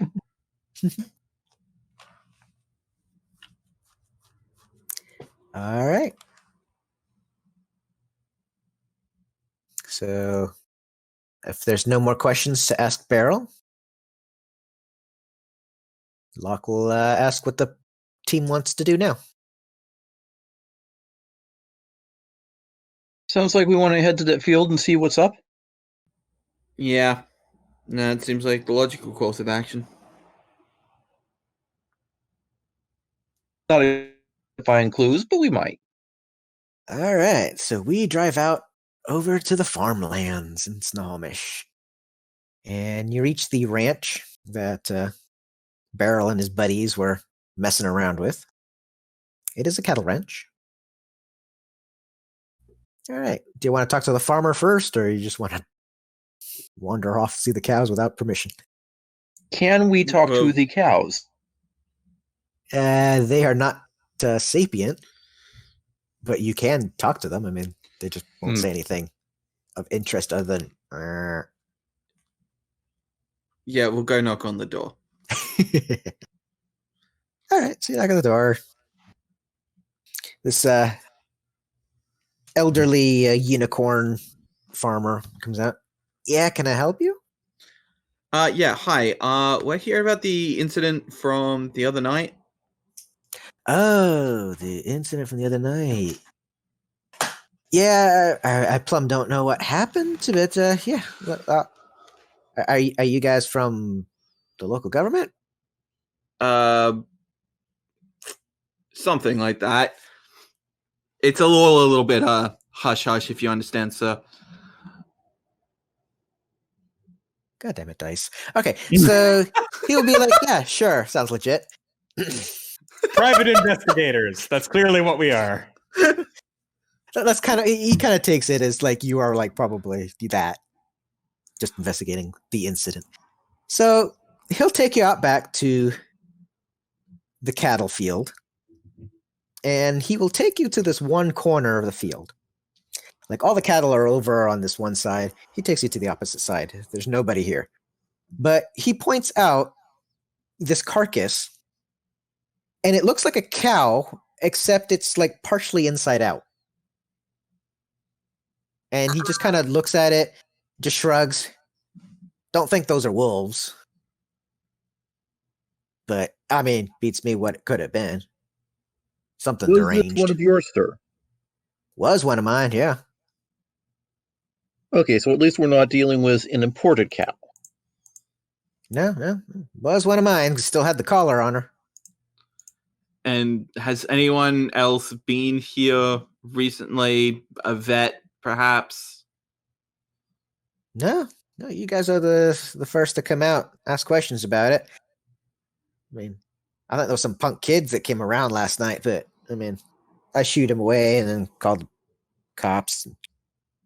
They drove by. I think the kids were long gone before then.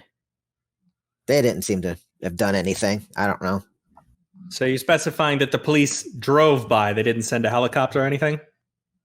I think one flew by. I know I saw some searchlights or something.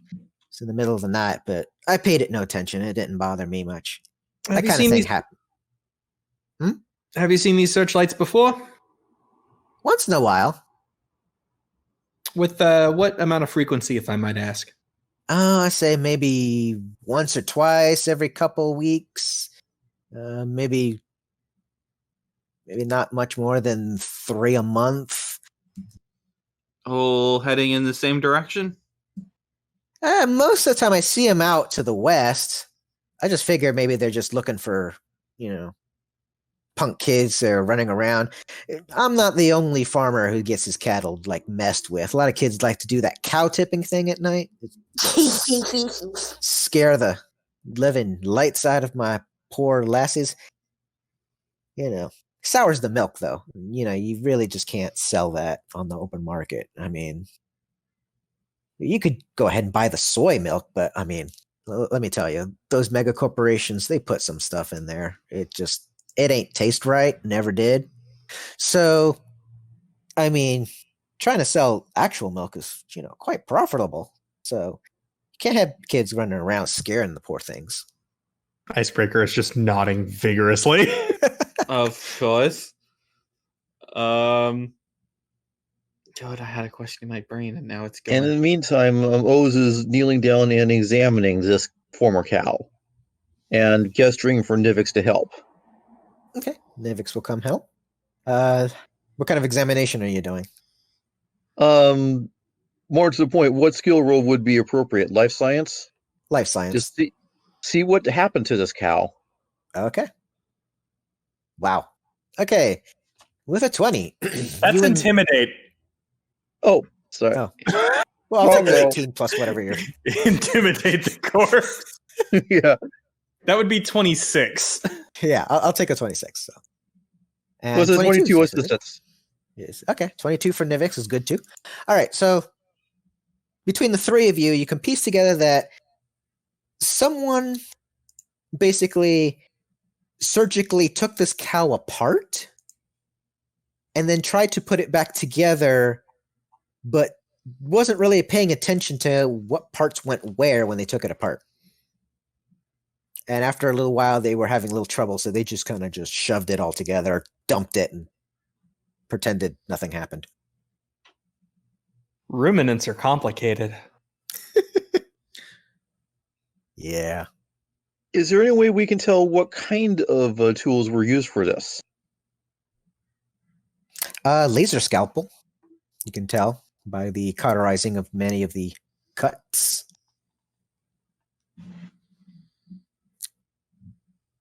Okay, but laser scalpel is a generic tool that doesn't really narrow down who would probably have done it. Right. I mean, laser scalpels are kind of expensive, so it wouldn't be like a low-end street doctor. It'd be somebody with a little bit of money. Mm-hmm. Putting it back together, I mean, some pretty good surgical precision there, so definitely I wouldn't say that punk kids did this. This was somebody who had some good tools to work with. Or some really smart kids. Similarly smart kids, yeah. So we can rule out Barrel. I think you ruled them out like 2 hours ago. Yes.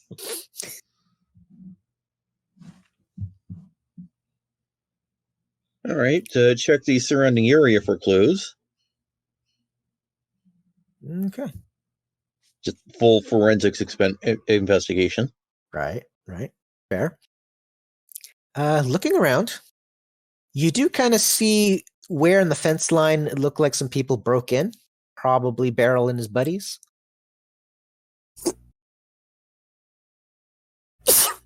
Bless you. Bless you. Thank you. Okay, no smooth down or burned grass or cut grass to suggest how the cow was removed and replaced. You do find a few burn spots, not near the cow, somewhere else. These burn spots are near where the fence was messed with to break in. Okay, do they look related to the break-in or not? Little hard to tell. The burn marks are pretty fresh, though. So We're talking like an hour or two, or significantly after the Barrel and Company would have been by? yeah, so Beryl had this incident last night. These burn marks would be about as old. Nebula, on your perception of 20, you find a comm link in the mud. Ooh. Hey! Someone take this before I break it. I'm bad with computers. Oz runs over and takes it. I heard the word computer. You did. Computer. Heathen. I know what I said. Computer. So, anywho. You figure this farmer grows imaginary corn? What?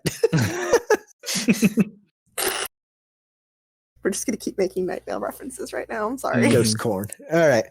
Let's see, 21 and 26 computers. Two of you managed to get it cleaned up and switch back on. It's not Beryl's computer, but it's certainly somebody of his group. Okay. I mean, it's a lot of just kind of images and art and stuff he gets from the internet, lots of memes, stuff like that. Oh, thank God the child didn't see this. All those memes? My God. Wow. And then you do find some recent photos of, looks like they tried to take pictures of the lights in the sky. Okay. And it's basically one bright searchlight with two smaller lights on opposite ends. Okay. And just like several pictures of that. It gets closer. You can kind of see, kind of partially cut off. Some of the cows seem to all get agitated from this. And then the last picture that is taken is when the searchlight kind of lands on the dude. So it's like just this giant glare in the image. But it looks like that's where he dropped the camera, and that was the end of that. Okay. Okay, can we get a profile of the helicopter from this? Well, that's just the thing. You get the profile of something. It does kind of have a sort of oval Cigar shape, maybe? Saucer shape? cigar or long, well, not saucer. It's more like cigar, Oblong. oblong. But you can't make out like the front end of it. The lights kind of come out the middle section. So you're not sure which end is the front because both ends look the same. And I mean, they're not great pictures, but you're pretty sure you can't see rotors. So it's a blimp. So it's a blimp, Neat. yes. So it's search Image search. Look for similar images that are publicly posted. Similar, okay. Similar images. Would that be public- computer or cultures? Computers. Wow, you guys are running hot today. All right, so on a 30, you nail it. You remember some time ago, this was even on a newscast. You see similar pictures from someone out in the Outremer area who took pictures of these lights that are shining off in the hills and the fields west of his house. And he uploaded it as unknown flying thing. And of course, you know, putting it on a site like Reddit, everybody's like, ooh, aliens. So, but it's a similar shaped object with similar light. I mean, you got the one big center and then the two smaller, one on each side. Well, if it was put on Reddit, there's about 10 people taking it seriously and about 100 people who are joking about it. Yep. I mean, at least half the memes are somebody with really crazy hair going, not saying it's aliens, but Aliens. They actually found that one guy from the History Channel with the hair. yep. There's something really funny about the idea of it's not even a pony, it's just the guy, and it's like, that's the aliens. Aliens! This is the reason why we think aliens exist, because this photo exists. I show this finding to the rest of the group. Icebreaker will nod. She's going to ask the farmer, is this the first time one of your cows has ended up like this, or has this happened every time with the lights? No, first time. Okay. That's why I never paid much attention to the lights. They never bothered me. Just figures just, you know, helicopter going by doing their thing. I mean, some of the farmers, some of my neighbors here own small helicopters for, you know, crop dusting and all that. Mm-hmm. Okay. Can we do a cross-reference of when the lights have shown up between here and between Snohomish and the Outrimmer area? Mm-hmm. Do a cross-reference. They never appear at the same time. Mm-hmm. So you can rule out that maybe more than one. I don't know. It's more in reference of like what's the timing on them showing up, so that we know where to check at night next. Well, the one in Outrimmer that you have showed up a bit before midnight, and the Snohomish ones show up around 1 o'clock in the morning. Okay.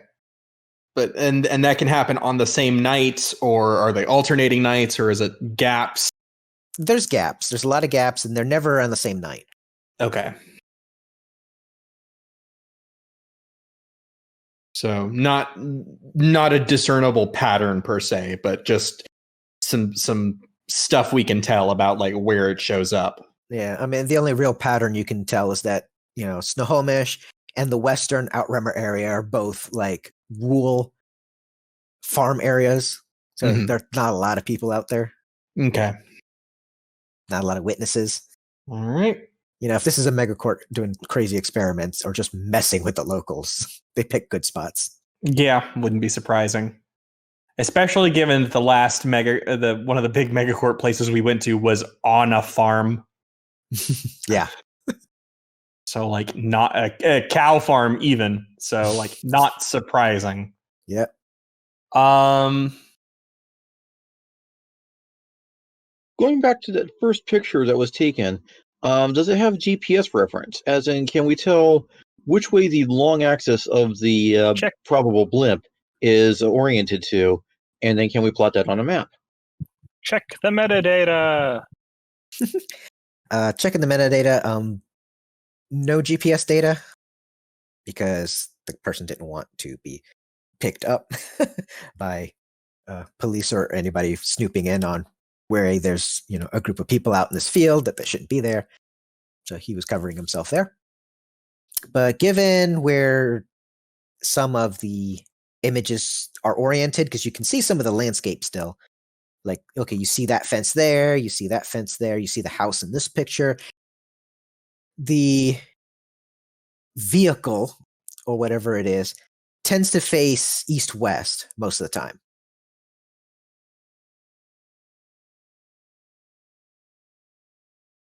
Does that help? Okay, and then plotting a line east-west from this farm, say an hour out, are there any significant aero facilities or megacorp facilities on that line? Oof. Or more farms. I mean, the Snohomish area is just a lot of... Probably more farms. Yeah, it's mostly farms. I mean, half the farms are owned by mega corporations, so you can take your pick. Okay. I think we might have gotten as much information as we can out of this. So, Icebreaker is going to suggest to the group. It's gonna sound weird, but I know who I think might have an interesting perspective on this. A little friend of the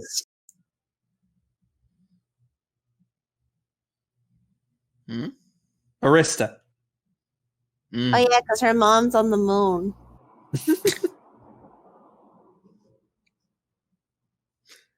That's a statement. It is a statement. Which would you prefer? My mom's on the moon or my mom is the moon? Either way, that's rough, buddy. Well, it's on the first of all, it's on the moon because if it was the moon, it would be Luna. So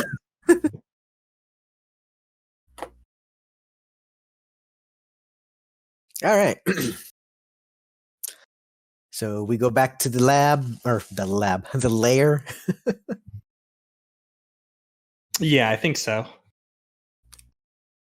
I mean, don't let me control y'all's decisions. It's just a thought. to the back cave, Batman.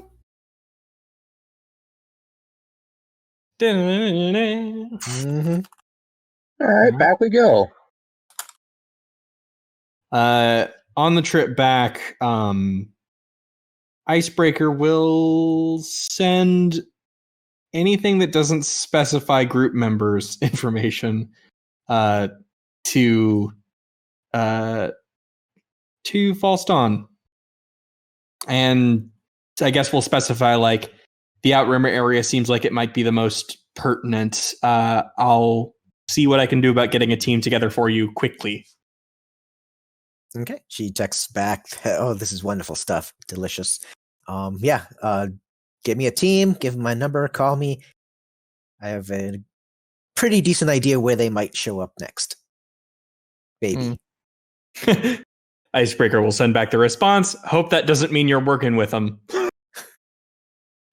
She sends back like a smiley face wink. Not that I know of yet. So, alrighty, let's see what. Oh my god, the it did a smiley face in the translator, the speech to text thing on Spud's stream. Sweet. That's amazing. All right. Sorry, that was just really unexpected. And it did it again. Yep. All right. Now we know how to make it work. Yes. All right, we get back to the hideout, and you see Arista there, where you left her. Machina actually seems to have taken a break from what she was doing, and they are basically playing a virtual chess game to pass the time. Are they any good? Arista, not very. Machina seems to be like killing her. Of course. Okay. It's just the last 2 times I saw 2 virtual people playing chess, it was very bad on both sides. Well, in either case, it seems to be something that just like either distracts or passes the time for Arista. So, So, you guys get back. What do you ask her? Arista, I hate to be a bother here, but I do have some questions.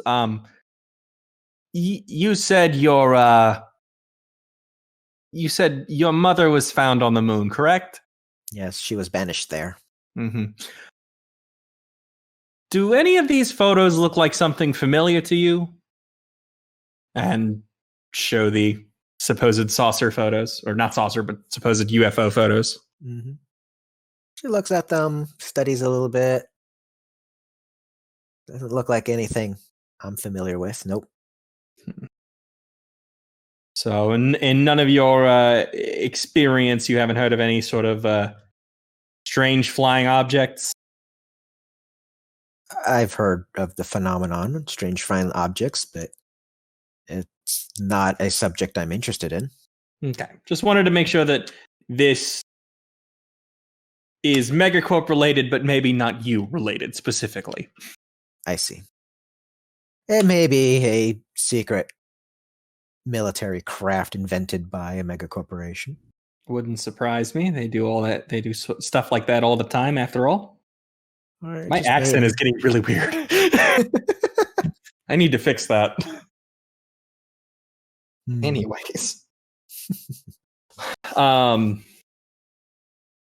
they're not UFOs, they're SFOs. Strange flying objects. They're not identified. They're not unidentified. We saw them. We identified them. They're flying objects. They're just weird.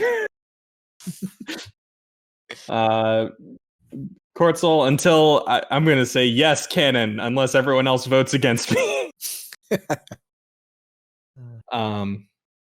Okay, in that case, I think Icebreaker is going to say to the group, well, if this is Megacorp related or not, I think it's something we definitely need to keep an eye on, especially if they're going to take ponies, do whatever the hell they did to that cow, to other things. So, y'all interested in a little hunt? Yeah. What exactly did they do to that cow? Made it so it probably makes really bad beef. Disassembled and reassembled, not carefully. Yeah, but that just seems odd, right?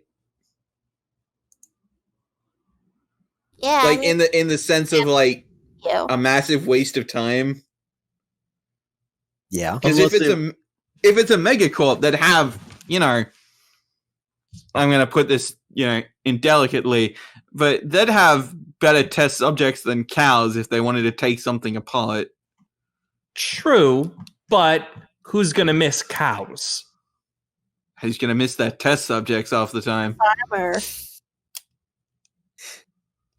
Cows are easily replaceable by comparison.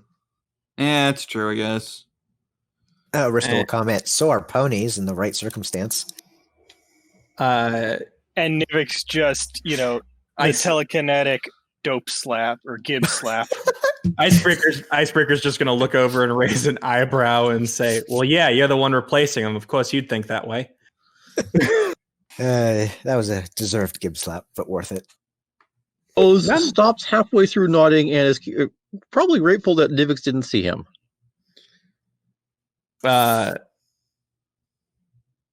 Icebreaker will, however, say, "Glad you're feeling strong enough to, glad you're feeling comfortable enough to joke with us, though, for a given amount of joke." It could be someone trying to plant a meme of aliens. I mean, this is stereotypical behavior. Is it stereotypical behavior? Like, I know from a meta perspective, it's like, yeah, this is what aliens do, but I don't know how much alien stuff has shown up in like MLP. Like, did they have the whole crop circle hoax situation? Did they deal with? Well, this is 1,000 years in the future. Would it be a mimetic for the current society? In the That's what future, I mean. yeah, it doesn't happen as often.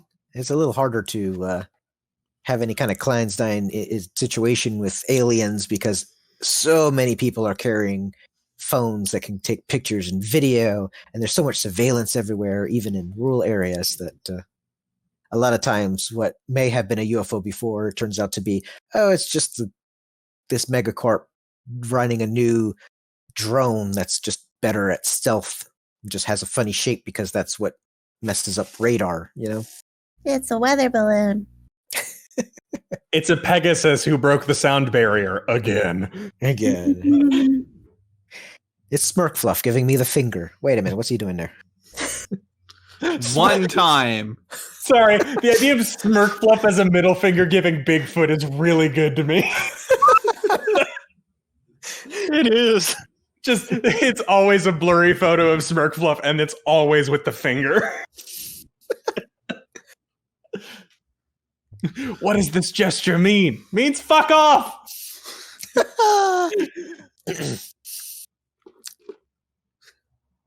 Apologies, I've been very sweary today.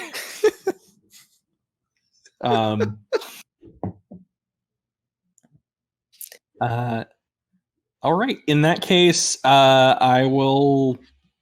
Icebreaker will set up I have a team ready. Like after a set amount of time, we'll send False Dawning. I have a team ready kind of message. Just let me know when and where. All right. So she will say tomorrow night, Monday night, meet me at this address over in the western edge of Outremer.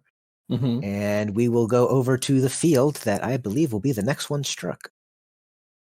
Okay. Sounds reasonable to me.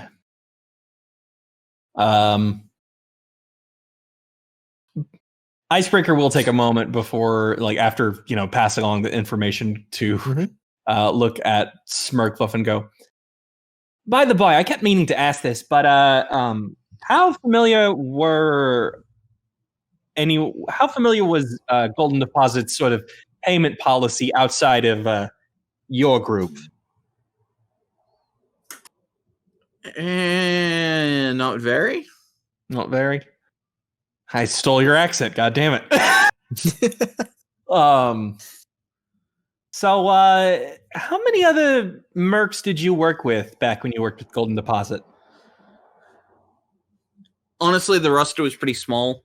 It was a pretty core group because it was easier just to hire the same couple of people to do the same couple of jobs, Mm-hmm. Mm-hmm.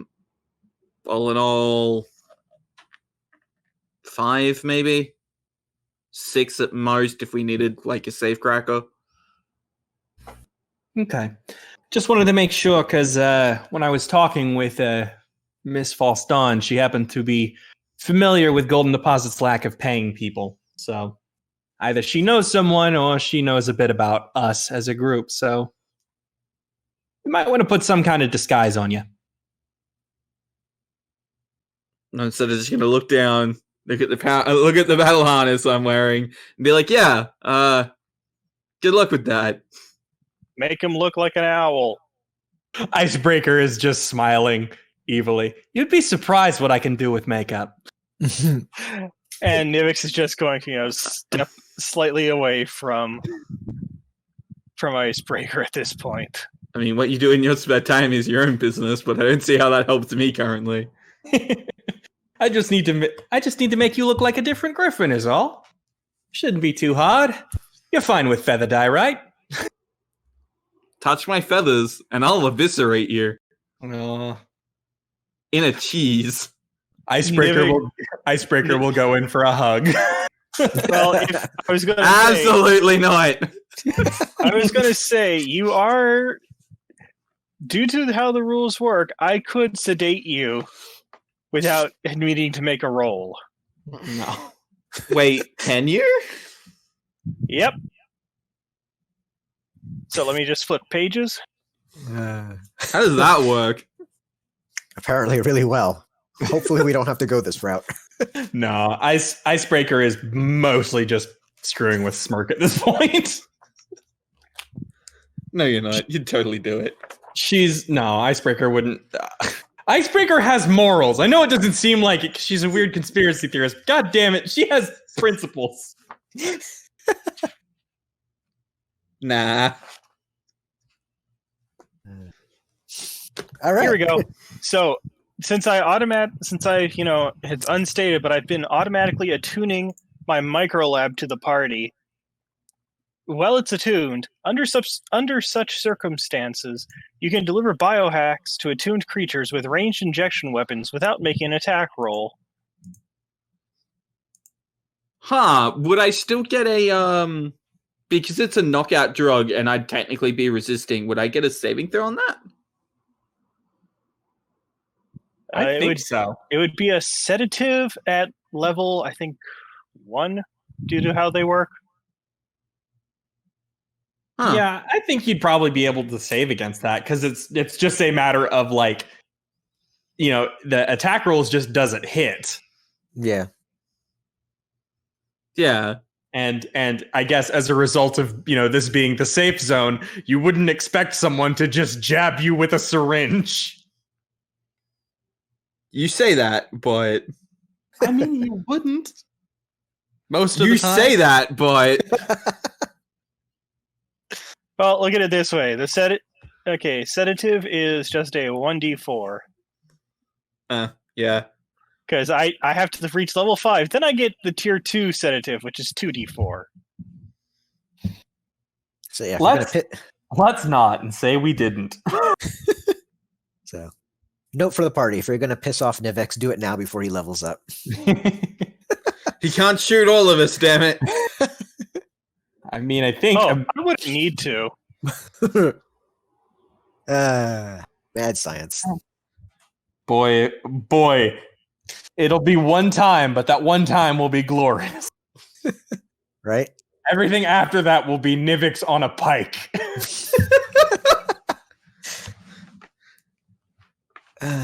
Fun.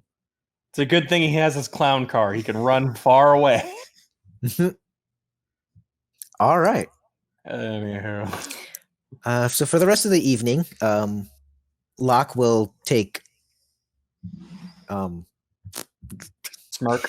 Thank you. My brain kept thinking about Fat Owlhead. It's like, that's not his name. Fat Owlhead is a children's What do you TV mean? Of show. course it is. It absolutely is his name.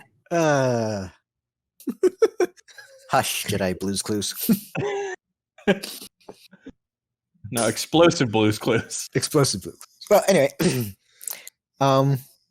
So yeah, Smirkfluff and Locke will go out for dinner. Woo. And the rest of you could do what you want for the evening. And of course, the next day, if you need to do more shopping for things, you do that. Icebreaker will. I guess the question is, how late does Smirkfluff return to the safe house?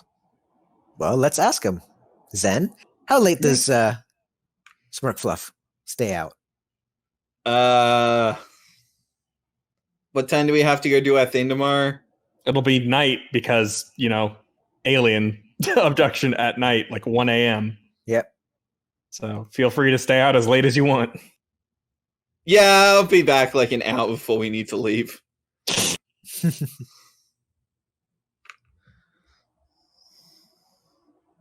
So Icebreaker would have gone home, do prep stuff for the show. Make sure she's got a replacement to cover the day after Tuesday's show. Because she'll probably not be in a good state for it unless, something really crazy happens and she's wired. Right. And based on that, or asks Nivix for a stimulant. Or ask Nivix for a stimulant, which is generally what I meant by wired. And with that perception roll, she narrowly avoids drinking her cleaner that she keeps next to her water bottles. Why do you do this? Because Icebreaker is bad at taking care of herself. Oh. As Smirk knows, her apartment is kind of an absolute mess. Mm. Yeah, you have some interesting living conditions. All right. Icebreaker is a lot like Princess Carolyn from BoJack. She obsesses way more about other people than herself.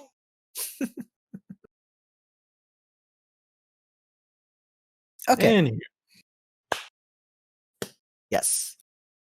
So, the next night, it's like about 8 at night when you get the call to get set up because we need to get these things set up quickly.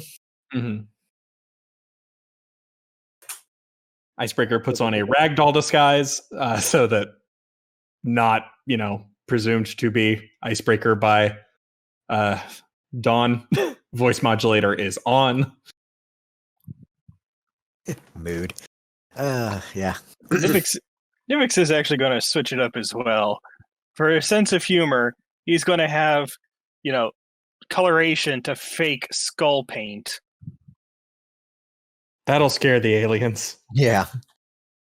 Oh no, this one's already inside out. What did we do? Oh no, we have to put him back together.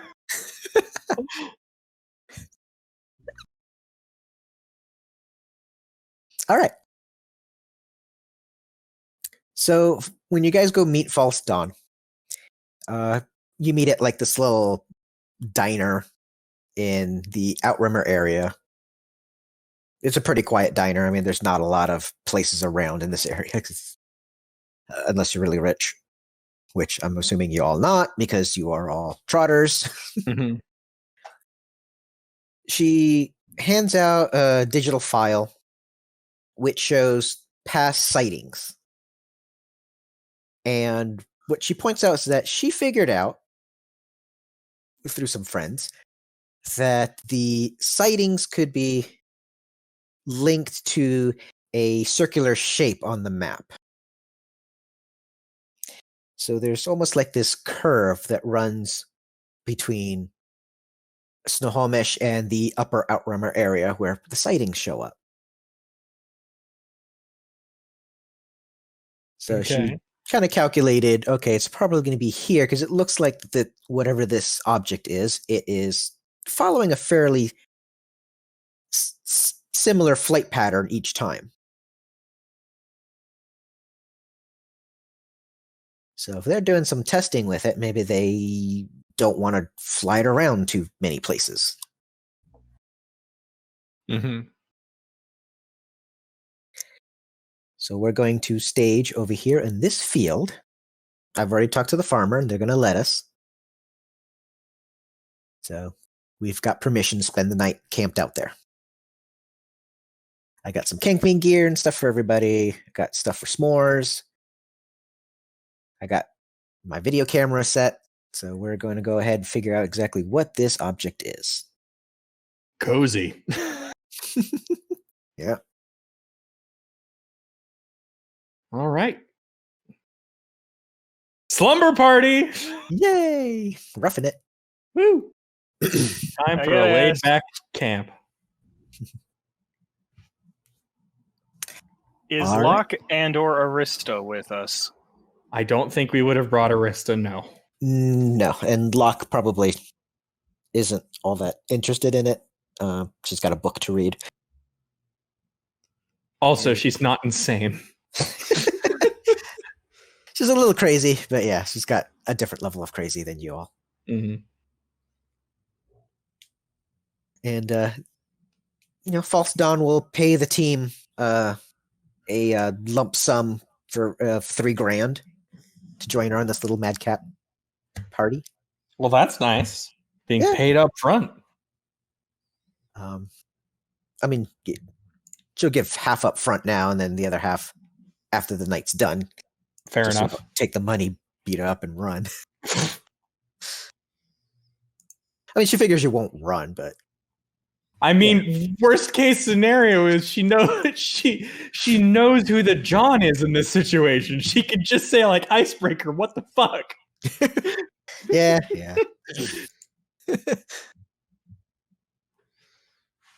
All right.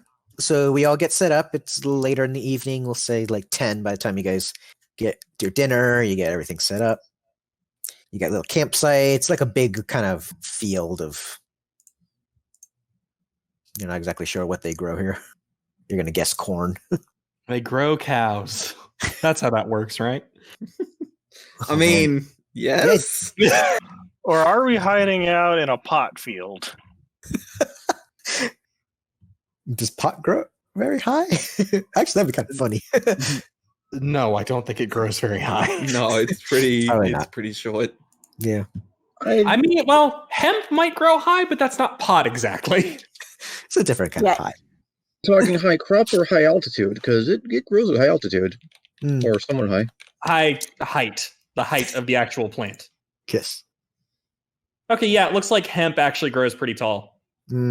Yeah. I don't think it's hemp, but Let's stick with corn because I think if you guys go to the authorities and say you were hiding out in a field of hemp and you saw these lights in the sky, they might go back to the hemp part. Whereas if we're in a field of corn, we have license to make corny jokes. Yeah. what? Hey, boss, what is that corn used for? Ethanol. Oh.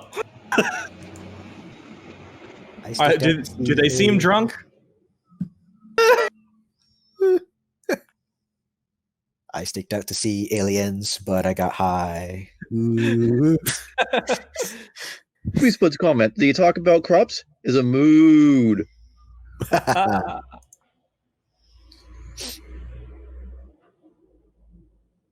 All right. So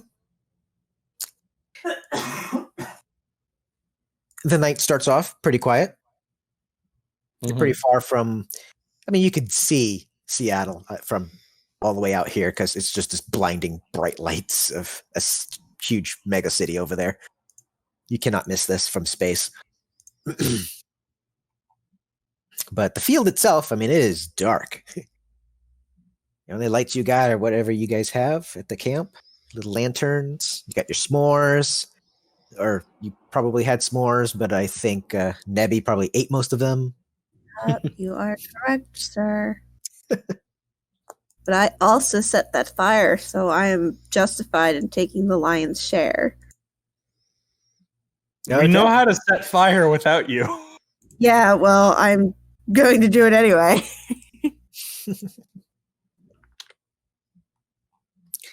At about 1:07 in the morning, whoever's on watch will see the lights first from the west. They just sort of kind of rise up from the hills.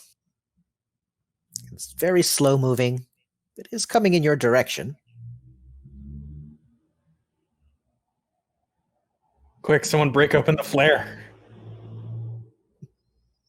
Or do we need to play hard to get with the aliens? I could make this fairly easy. I know you can. just gonna throw Nebula into the sky. It'll be fine. Exactly 34 No. yards. Literally, if I go near it, I shed a bright light in a 30-foot radius. Yep. Yeah. So And you Jim do likes that, beyond and that, then you I just literally- toss you up. Yeah, then you Left. take fire damage. That's fine.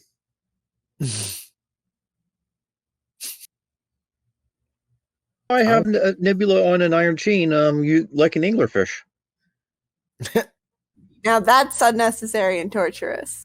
Who's gonna be the bait? Me!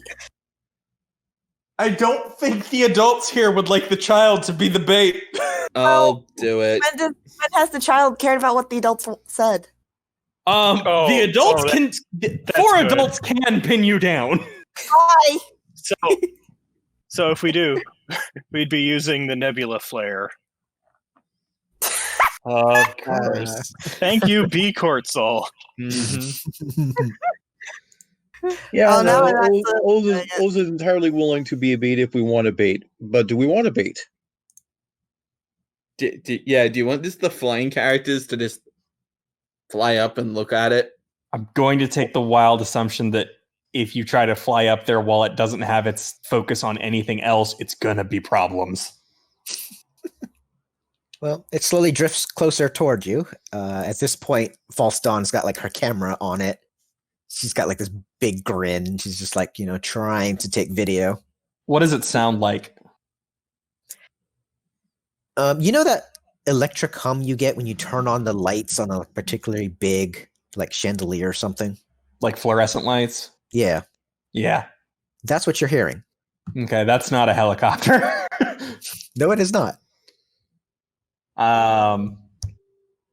Okay.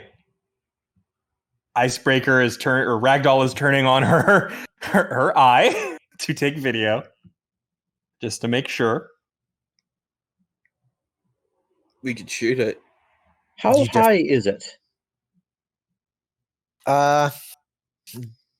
Your guess is probably about 400 feet in the air. Pretty low for a flying object.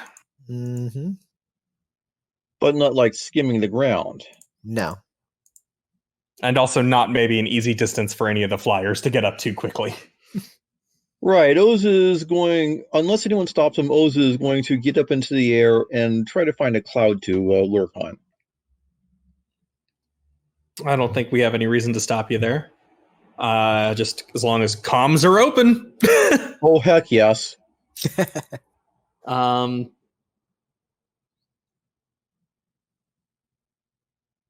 All right. Baby, you're a fire. All right. As it gets closer, you can kind of start making out the shape. It is cigar-ish. mm-hmm.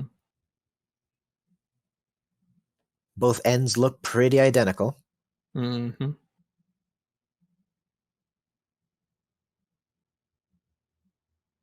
All right. How still would you say the rest of the field is?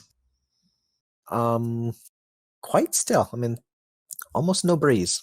Okay. That means that when Icebreaker makes a run for it, it's going to be very obvious, right? Mhm. Icebreaker will make a run for it, All right. as though she is trying to leave the field. Okay. What direction are you going? Away from it? We'll say perpendicular is probably the safest in regards to making sure that it's not getting too far away. So yeah, perpendicular. All right. What's everybody else doing? I got an O's in the clouds. Somebody's making a break for it.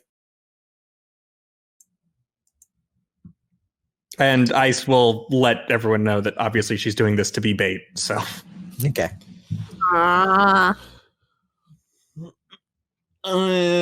Yeah, I guess I'll just keep an eye on Nebula and also everyone else she as much as I can. Icebreaker will specifically explain to Nebula that if something goes wrong, I need someone who's actually stronger than me to be able to blow this stuff up, okay? So that's why she's not letting you be bait. Fine. I'm surprised that that's not good enough for Nebby.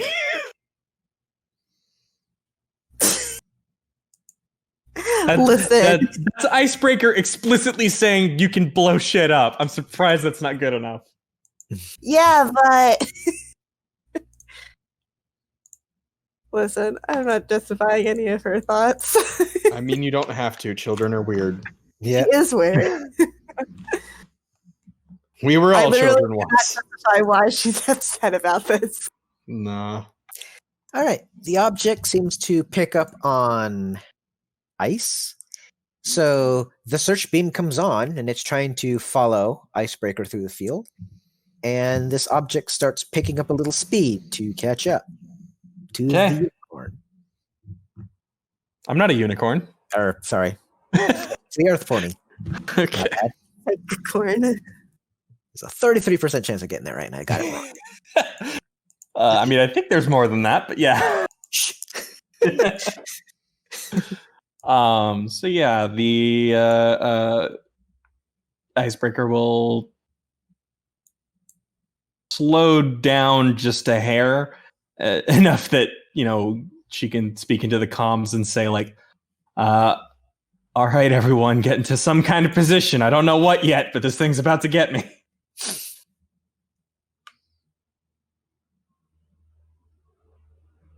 Yeah, you'll be fine. You'll be fine. And Nivix is checking it through the scope. Okay.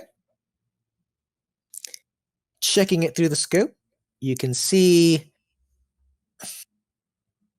now that this thing's getting really close as it's going by you in its chase, you can see that there seems to be markings on the side. It doesn't look like they're words, just symbols of some sort.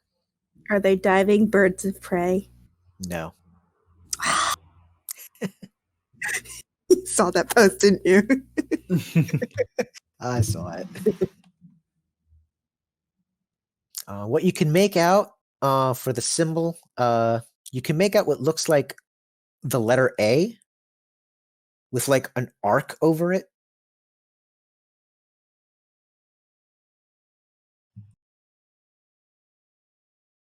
An A, you say, with an arc over it? Mm-hmm. Court. What kind of arc? Like just a line over it? Yeah, Or almost like a semicircle over the A, like encompassing it. Like the sun. Well, it's either Alicorp or Ares, and neither is a good option. Also, as a note, you know, just checking the sheet, O's does have dark vision. Yeah. Oz is getting some really close look at it, transmitting to the group if possible. Okay. You don't see any kind of windows or anything? Yeah, it's probably a drone. Does Oz see antennas that can be messed up to break its comms? You do not see any kind of antennas sticking out of it. Nope. I mean, that doesn't mean it doesn't have comms. It just may be internal antenna. Nivix, I don't suppose you brought jamming equipment?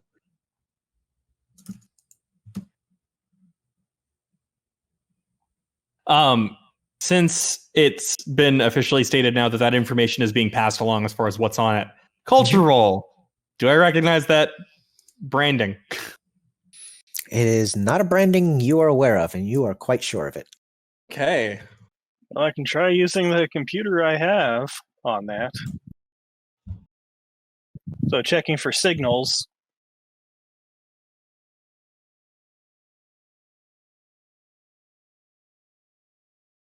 20. It is putting out a signal jam in the immediate area.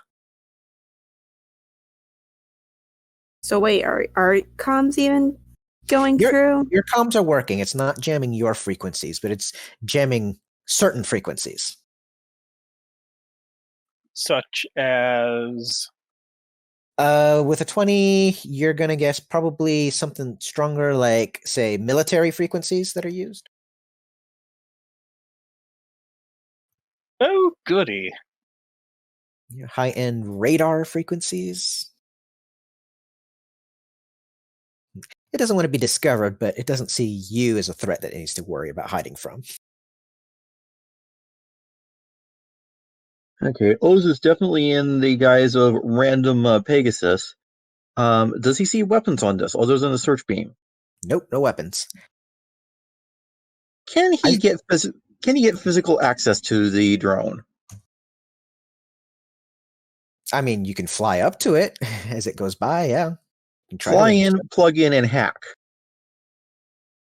You can fly in, plug in, and hack. Okay, so go ahead and make me a computer check to hack on that. Icebreaker. Mm-hmm. As you're running, the searchlight catches up with you, and you feel something trying to pull you up in the air. It feels, if you've ever felt like a unicorn's ponykinesis try to grab at you, it feels like that, just stronger. Okay. I will pass along that information, and then Ragdoll will Ragdoll. You just let it grab you? Let it grab me. Okay. I mean, the options are like kind of the end result is we do want to get in there. Yeah, but if you're in there alone, we can't really get to you.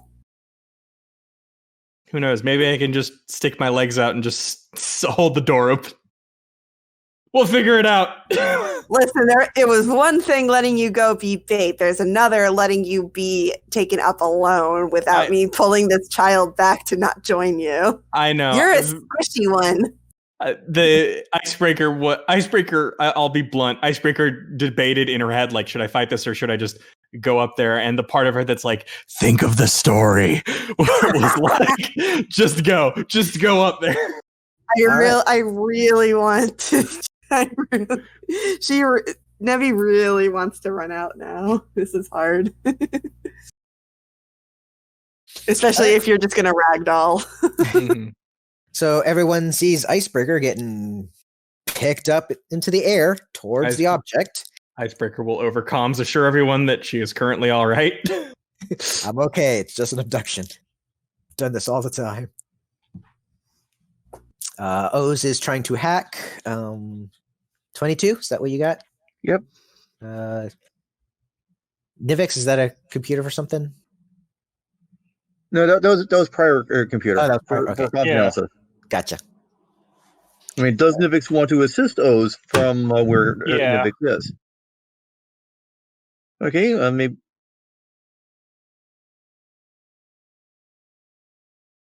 Nice assist. Okay, yeah, okay. So, you are working toward hack it. Smirkfluff, I mean, you're seeing this all come down as it's going? Yeah, they're fine. They're fine? Okay, cool. If they get abducted, more money for you. Like, I'm keeping an eye on it. If they start getting too far away, I'll follow, obviously. But for the moment, they're fine. What's too far away? If they're like taken to the orbit of Jupiter? Yeah, that's probably far enough. Very good. All right. So yeah. One was listening to what I said. On the other hoof, making a saucer go boom from the inside. You're trying to start an interplanetary incident? Of course. All right. Very well. Listen, there is also there was one thing about letting her go, and then another thing's like, okay, you're still squishy. You're not going up there alone, so yeah, she's gonna run out too.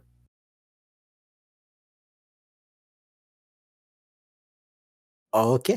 Does Nebula try to get caught in the beam? Well, she'd have to fly to get to the beam. Well, no, she could go run to the spot where the beam's touching the ground. That's what I'm asking. She's going to go? Yes'm. Yes'm. Okay.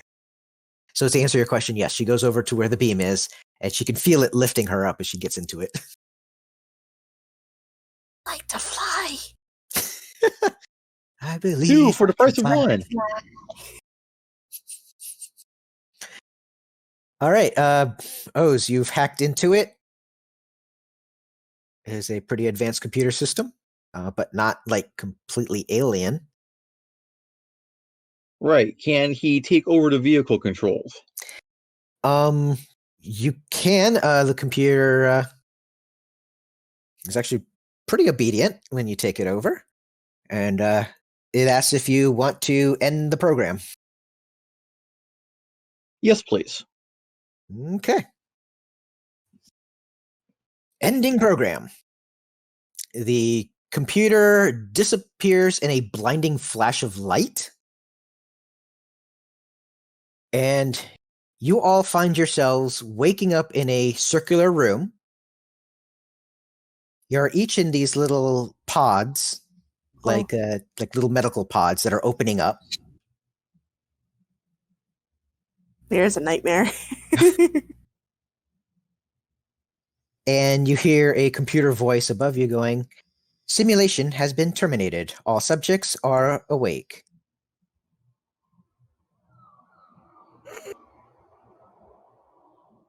Checks to see if he's still a changeling.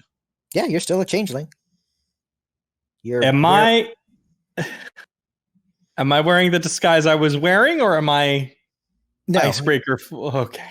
you are all wearing like basic blue jumpsuits from the Equestrian Space Agency with like your name tags on them. And a message on a board pops up, and it says, "Time to reaching Jupiter. 30 minutes. You have arrived."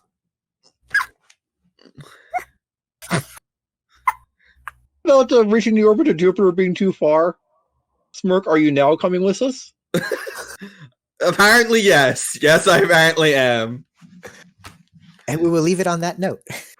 Oh my gosh. I don't trust like this. And it's one of those, paranoia mode. Nivix actually has things that are, I guess haven't really stated them for the party, but it's like kind of like the ragdoll thing. Nivix is just the name he's been using. Okay. Pardon? Fuck. I don't Yeah. trust this. Yeah, This this whole is going to be weird because This it's whole the situation is not good. Well, we'll know soon, I guess, whether or not as you're saying, Digo or Dread. I don't know why I said Digo. As you're saying, Dread, if the name tag says Nivix, then something is wrong. and it's one of those like combination trust password and is this an illusion tricks that he has set up specifically because he's been dealing with Rem, that he's been practicing some of these because it's I'm dreaming, I can interact with you sort of thing.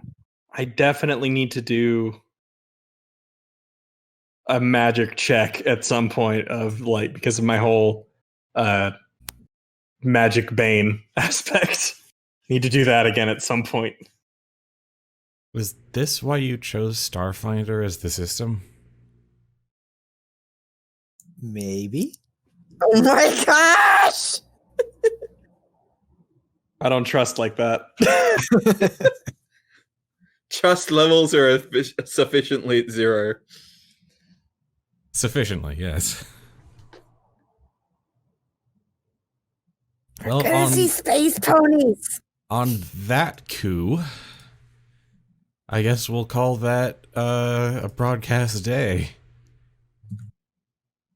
Thank you for listening to our Spudventures. If you like what you heard, you can find more at youtube.com/newbiespud or wherever you get your fine podcasts. We aim to live stream these games every Sunday around 2 p.m. Pacific time at twitch.tv/newbiespud. If you want to keep up with this and other projects I'm doing, you can follow me on Twitter at newbiespud. And if you want to support my ability to produce more content like this, please consider supporting me at patreon.com/newbiespud. See you next time with whatever ends up happening. We're kind of still figuring out scheduling stuff. So yeah, see you next time. Bye-bye. Adios.